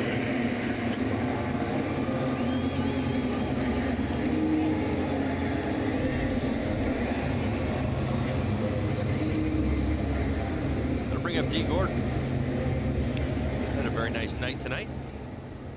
Couple hits, stolen base, RBI. Lined out his last time up.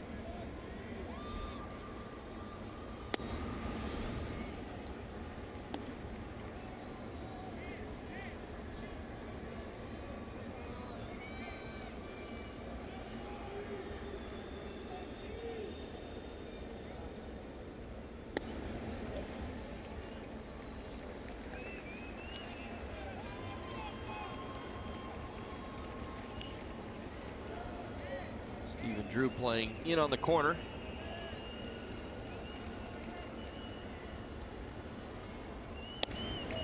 Pitch is out, and it's 3-0. Obviously, you'd love to get Gordon on. He can set his sights not only at second, but it would bring that man to the plate. And that man left the yard his last time up. That's down low. And a 4-pitch walk brings Stanton up. His last at bat was against a right-hander, Jacob Turner. Elevated fastball away. Good swing right there. Always fun to see Giancarlo track right down the barrel, going the other way. Great swing.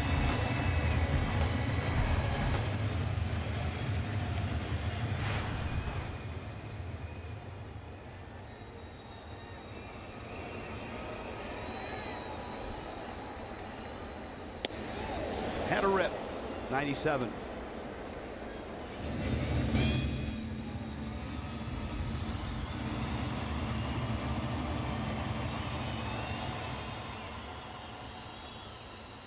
Looked like he was a little bit over the top, but on time.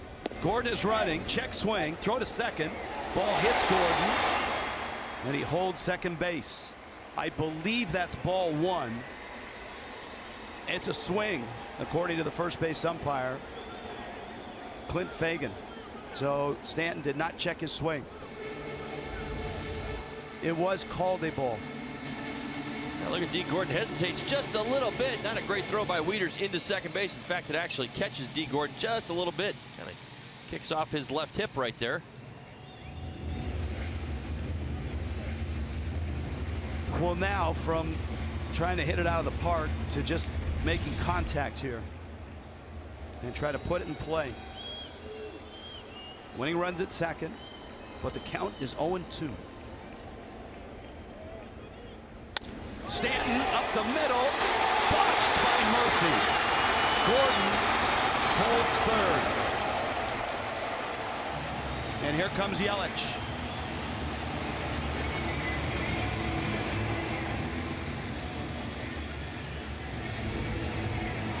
Wow, for an 0-2 pitch. Nice pizza hitting right there by Giancarlo Stanton. Probably caught a little too much of the plate. Eats up Daniel Murphy at second base. See him slide back. Watch this hop. Ooh.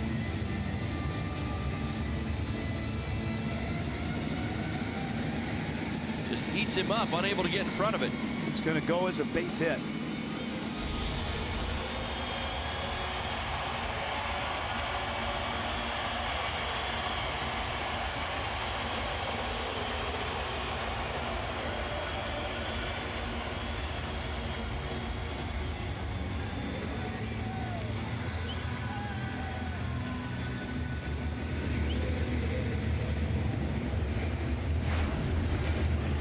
Romero tough on lefties, and here's Yelich.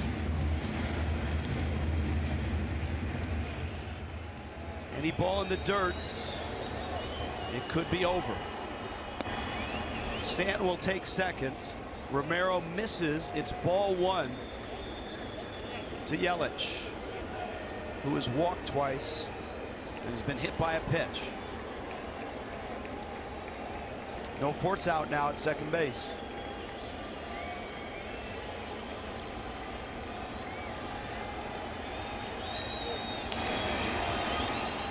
One-0. That almost got by Wieters.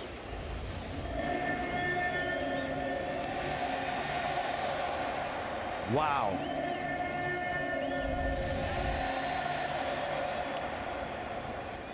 Winning run at third. You got a right-handed bat and a good one in Ozuna on deck. Nobody up in the Nats bullpen.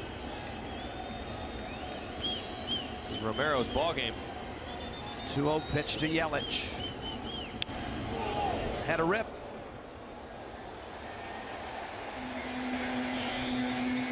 Two-seam fastball kind of hunting Christian Yelich's hands here. Watch it kind of get in there. Just a little late. Tough pitch to handle.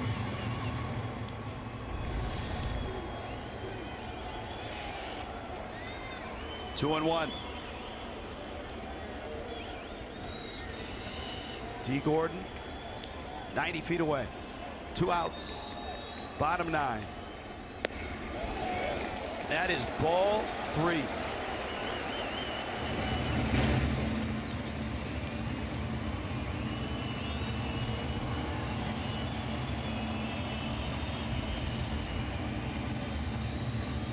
Now that same two-seam fastball that he was able to get up to Christian Yelich's hands is the one he pulls down into the zone, down low below, below the zone right there.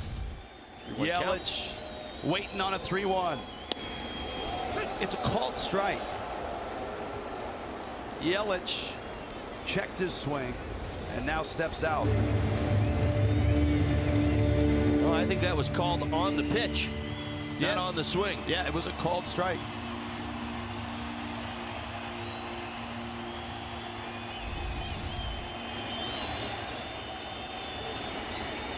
Full count.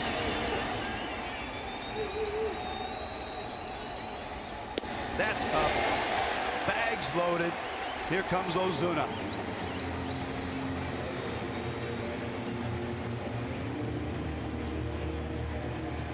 So Romero walks the 2 lefties he's faced here. Here's Ozuna. And the true test now for Ozuna, and all the discipline that has paid off for him in this fabulous 2017. He has all-star numbers. He belongs in that game. And he climbs in against Romero, who's thrown 34 pitches.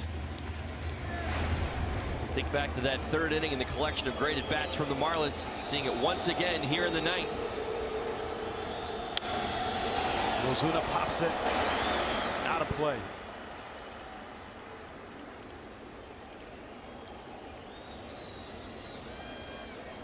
He would like to have that one back.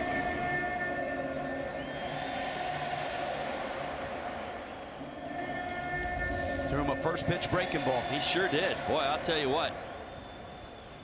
The control issues that Romero has had. His big pitch.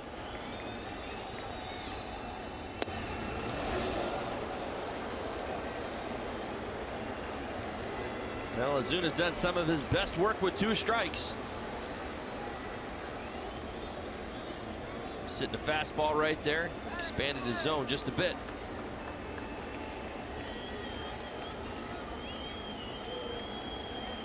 Oh, 0-2. Bags loaded.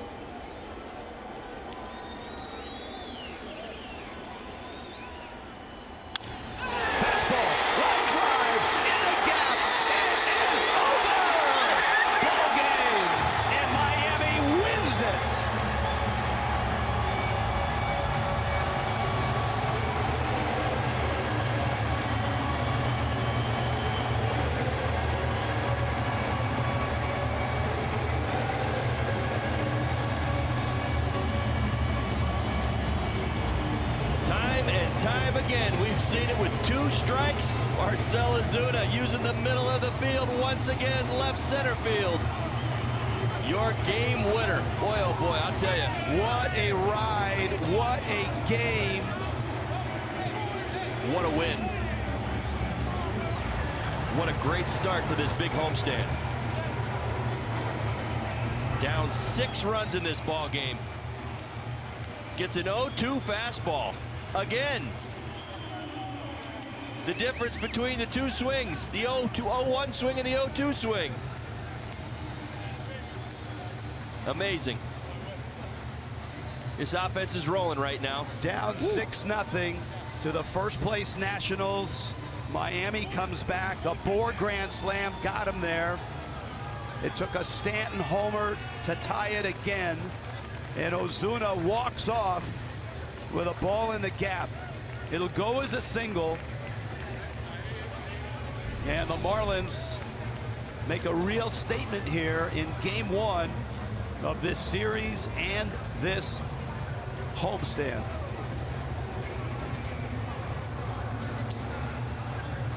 Now the big 3 all-star candidates all stated their case tonight in their own way. How about it? Marcell Ozuna, Justin Bohr, Giancarlo Stanton. All right, and Craig's ready. Let's go down to Craig Minervini. All right, guys, thank you very much. The best comeback of the year for the Marlins, overcoming a 6-run deficit. The previous was 4. Marcell, this is an offense now where you maybe a month ago you don't think you can come back, but man, you guys came back from 6 down against one of the best teams in baseball. Yeah, you know, we focus most of the time on the zone, then get enjoy, you know, that situation 2 out, base loading. If he walk me, it's gonna be a score. If I get a long, I maybe hit a fly ball or some ground ball and end the inning. No. Yeah, however, you got down in the count, 0-2. What were you thinking at that point? I just, after I swing that fastball in 99, I just focus and touch the ball. And that's what I do. Just rotate, put my bat on it, right there, just touch. No? Were you expecting the fastball? I know you got to prepare. He always come a fastball, you know, that guy throwing harder. I just gonna make a contact. First pitch slider, no, just miss it. Then I say, okay, they're ready for fastball. Do you love that spot? Yeah, I love it. I love it. I just play the game, then I make some swing and everything, and wait for the monkey over here. Oh, the monkey! Oh, jeez. That was a heavy hit from the monkey today. I thought we were going to get away with that. Very impressive hit. The monkey always made me some laugh, made me some pretty game. Oh, Marcell. I like that. No. Like the monkey? Are there guys who do not like the monkey? Yeah, if I can do every day with the monkey away, that's the best moment you can feel. But there are guys who don't like the monkey, I think. Most of the time, we don't like it. You know, we don't want to get a shape ring. But right now, I'm okay. Hey, let me ask you about the All-Star game. Justin Bohr's making a case. You're making a strong case, maybe even as a starter. But Bohr's hitting this game. Boy, how impressive has he been? We always talk about it before the game, and we making a plan for the game. G, Bohr, and me, we tend to put the game on the line, tend to make some good at bat, you know. Maybe the Derby too would be fun to see a couple of you guys. Stanton gonna be out there. He's the guy like that. All right, Marcell, good job. Thank you, I appreciate it. Great moment, Father's Day weekend. That's an exciting weekend to be here. Right? Thank you, appreciate it. All right, great going. Marcell Ozuna. How's that look, fellas? Who doesn't like pie, huh? Yes. Oh. With all apologies for the voice, that was quite a ride. Marlins Live will revisit that and relive it when we return.